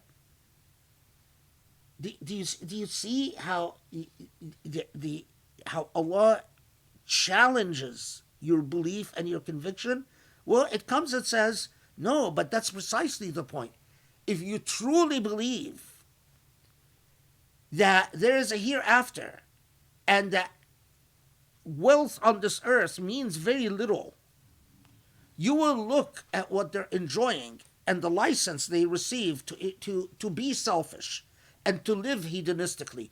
You will actually feel sorry for them.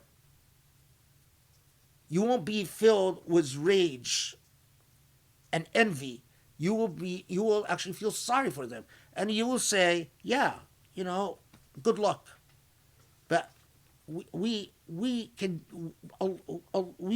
on Allah, we don't rely on you. Remarkable. And then the further, which is, and this goes back to what I was saying earlier, is that the every time one of these hypocrites, when Abdullah ibn Ubay, who's often described as the head of the hypocrites, the pinnacle in hypocrisy, when he died, his own son, who was actually a good Muslim, didn't want to pray on his father because he understood that his father was always a hypocrite. But every time a hypocrite would die and the family would go to the Prophet and say, can you pray on him?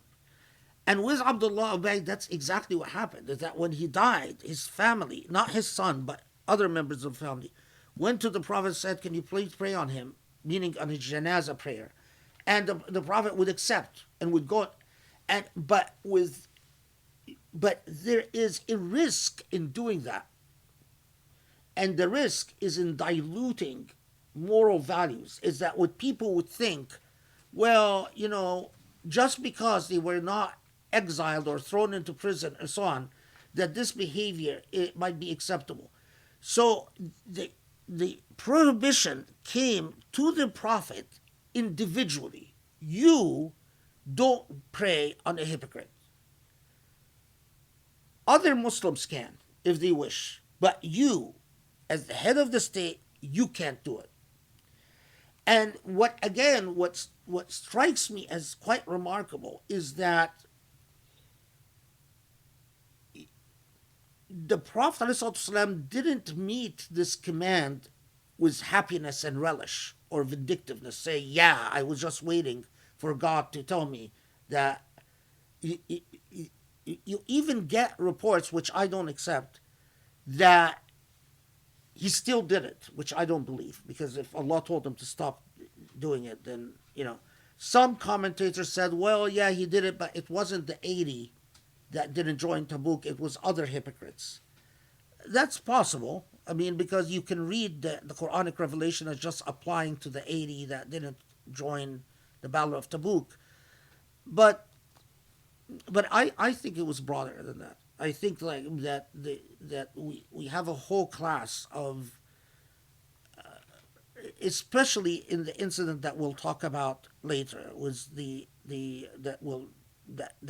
involved clear acts of treason, and where we see the Prophet clearly not praying on the people involved in the clear acts of treason that we'll talk about. Okay.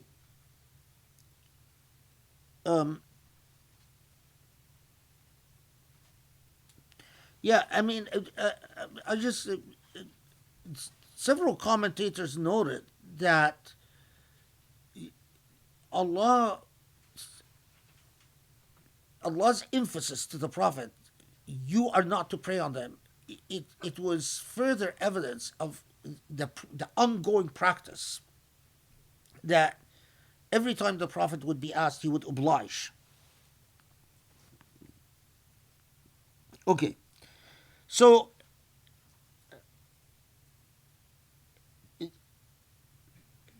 they are, they are not going to be permitted to join. What time is it, by the way? Just so I can monitor. What? No, I can't see it. Okay, so we're gonna stop soon. Okay.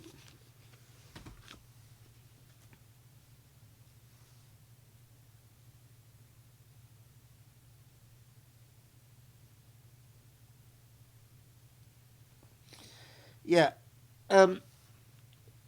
we can look. This theme carries on till وإذا أنزلت سورة أن آمنوا بالله وجاهدوا مع رسوله استأذنك أولي الطول منهم وقالوا ذرنا نكن مع القاعدين. This is 86. And if every time a revelation comes that reminds them of jihad and the obligation of jihad, so and strive unto God, even such of them as were well able to go to war, أولي الطول منهم, those who are capable. They ask you for an exemption. They come and make excuses and say, allow us to stay behind with those who remain at home. So it deals again, notice that it is talking to you. If you've done that, you know you've done that. Again, at the moral level, so رضوا بأن يكونوا مع الخوالف وطبع على قلوبهم فهم لا يفقهون. they've accepted to be cowardly. They've accepted the state of nifaq for themselves, and that is precisely why they have been infected by the disease of nifaq. طُبِعَ عَلَى قُلُوبِهِمْ فَهُمْ لَا يَفْقَهُونَ. It's like, it's as if once nifaq settles into your heart and you open the door to it, it overcomes your ability to rationalize, to think through out of the nifaq. Okay. Yeah.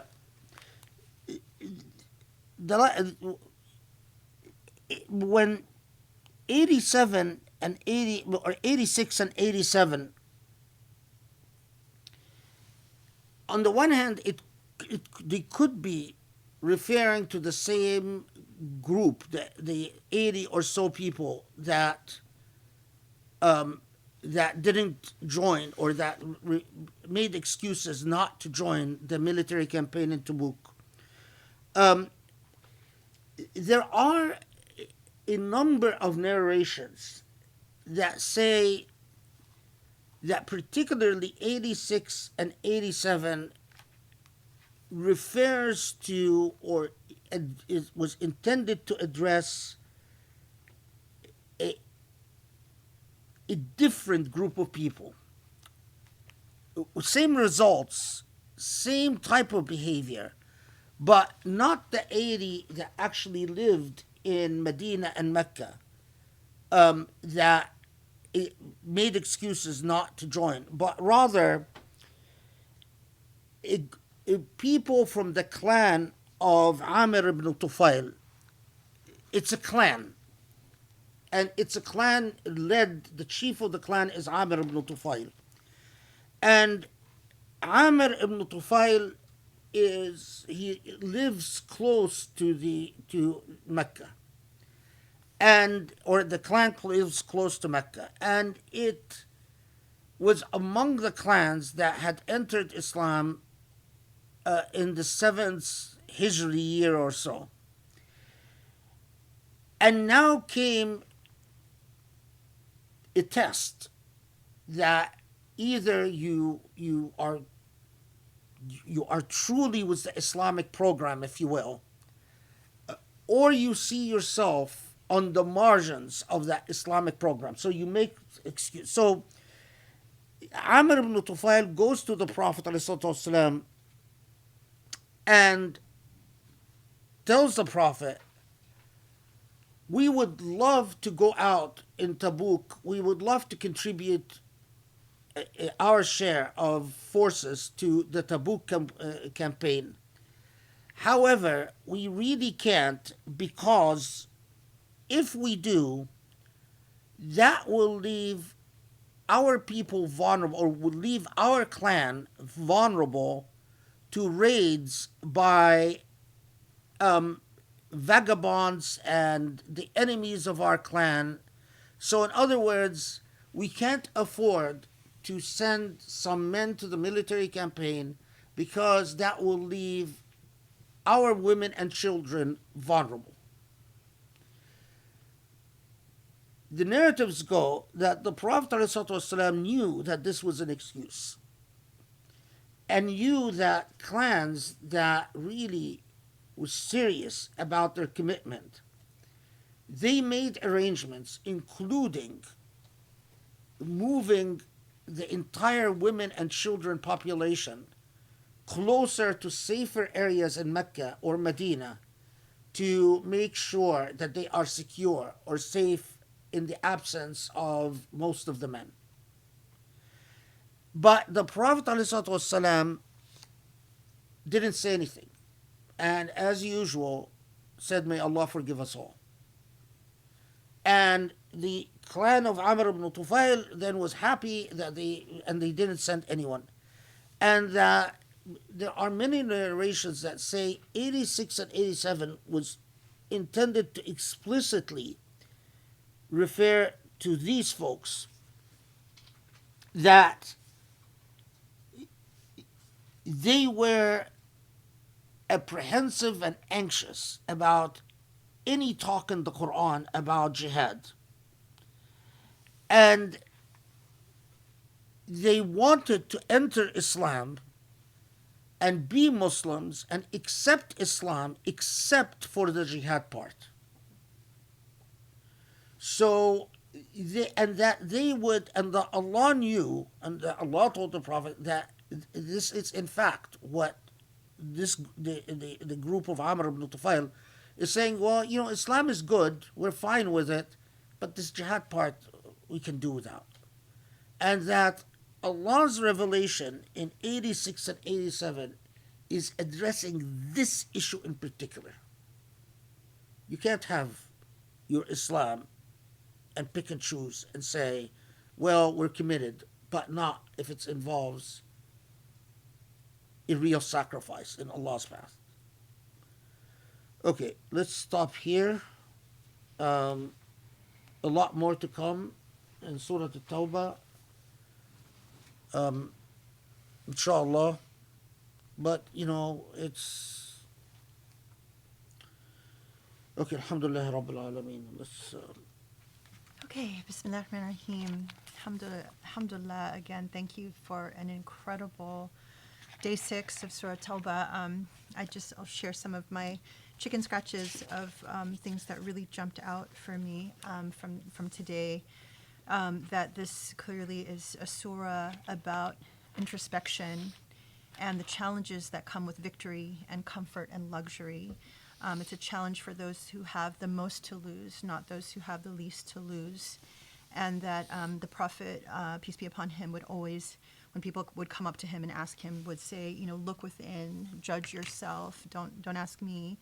And that it's clear that Allah is speaking to our conscience when Allah is speaking about different forms of hypocrisy. And it's not about law, but it's about what you inside know.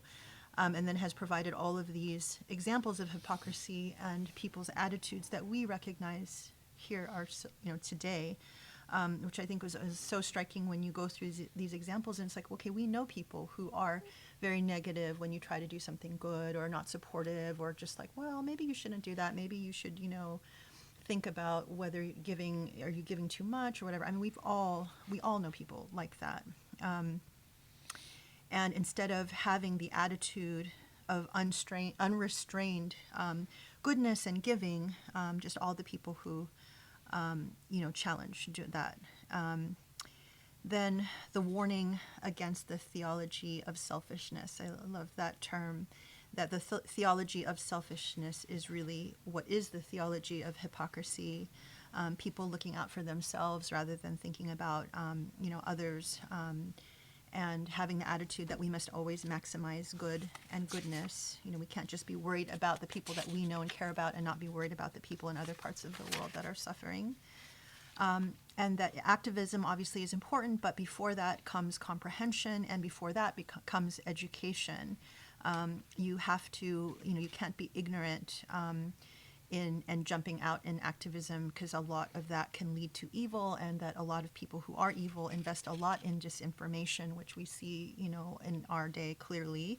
That we must be uncompromising and not dilute our principles when we are surrounded by people who are, of the hypocrites. I mean, we live in an age where we are surrounded by people all of the time that don't believe as we do. So that's a very clear lesson for us today.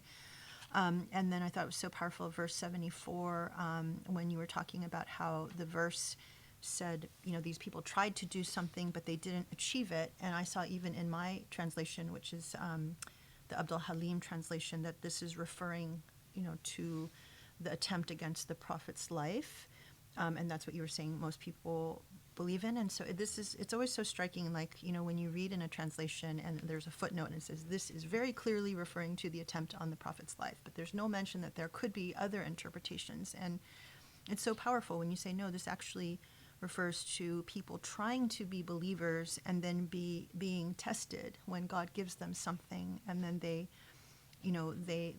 failed the test. That, when they had nothing to lose, they were committed, but then as soon as they got tested with wealth, they failed. They gave priority to material gains and comfort, and that, is so valuable for everyone. And then underscores the lesson we learned earlier about how once human beings start to get more success, they start feeling that they are autonomous from God, not recognizing that actually everything comes from Allah.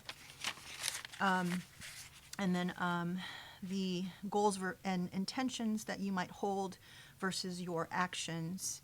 And, that we have to, really investigate, are we just telling ourselves we're okay because our goals and intentions are good as opposed to what we actually do? Do we prefer our own comforts? How can we, this is one way we can very easily slip into hypocrisy. And then when you promise Allah something and then you forget it, that is, again, a way to slip into hypocrisy. And that it's important to recognize that Allah refuses to name the hypocrites or people, because it's not about naming people, but it's about elucidating the behavior for us to be introspective about that can cause us to slip into hypocrisy. And then addresses so many of the social ailments that are within us. And I think it was just so powerful, the time you spent really talking about the Prophet, peace be upon him, about his personality and how he was not vindictive. It was not about witch hunts or calling people out, but that he really was forgiving and tenderhearted and very sorrowful about people who really failed themselves and wanted to pray for their forgiveness. And just that whole, emphasizing that side of his personality that you often don't hear about and making it really come alive. And then the very important message, like what is familiar and cultural is often the pathway to hypocrisy. When you were talking about the example about, it's ridiculous. Why would Arabs travel far away? Why would they, not do this out of their comfort zone? But that, instead of standing up and doing what is actually needed and necessary, and that's such an important lesson because, especially with the Muslim communities today, people really fall on what's familiar and cultural as opposed to actually what is required for justice. And then dealing with the wealthy on principle and the whole idea of social ostracism on a moral position, that no, we don't want your money, you can't join us. And, because when we think about how we treat the wealthy today, it's like, oh, you're going to, throw us a little money? Sure, we'll give you whatever you want. And such a distinction between when we're all driven by money and having the support of the wealthy as opposed to being driven by principle, which is really, really important. And then the point that you cannot dilute principles even by praying over hypocrites, which is another, again, in that mindset. And then the most, I guess, scary and terrifying and, something to reflect on is that when you open your heart to hypocrisy, how if you're not careful, it can actually just settle in your heart and it becomes a lot easier to justify and a lot more difficult to get yourself out of. So it's really important for us to be aware of that. So hope that was helpful. And thank you so much for joining us. This is incredible. Look forward to seeing you again on Saturday next week, inshallah. I hope everyone has a wonderful week. And and keep the requests coming if you have friends or people who want the Prophet's pulpit. It's really exciting to see how many people from all parts of the world are really excited about it, embracing it, sharing it with their friends. And so I think this is how we can actually make a difference. So have a wonderful week, everybody. Inshallah, we'll see you soon. Assalamu alaikum.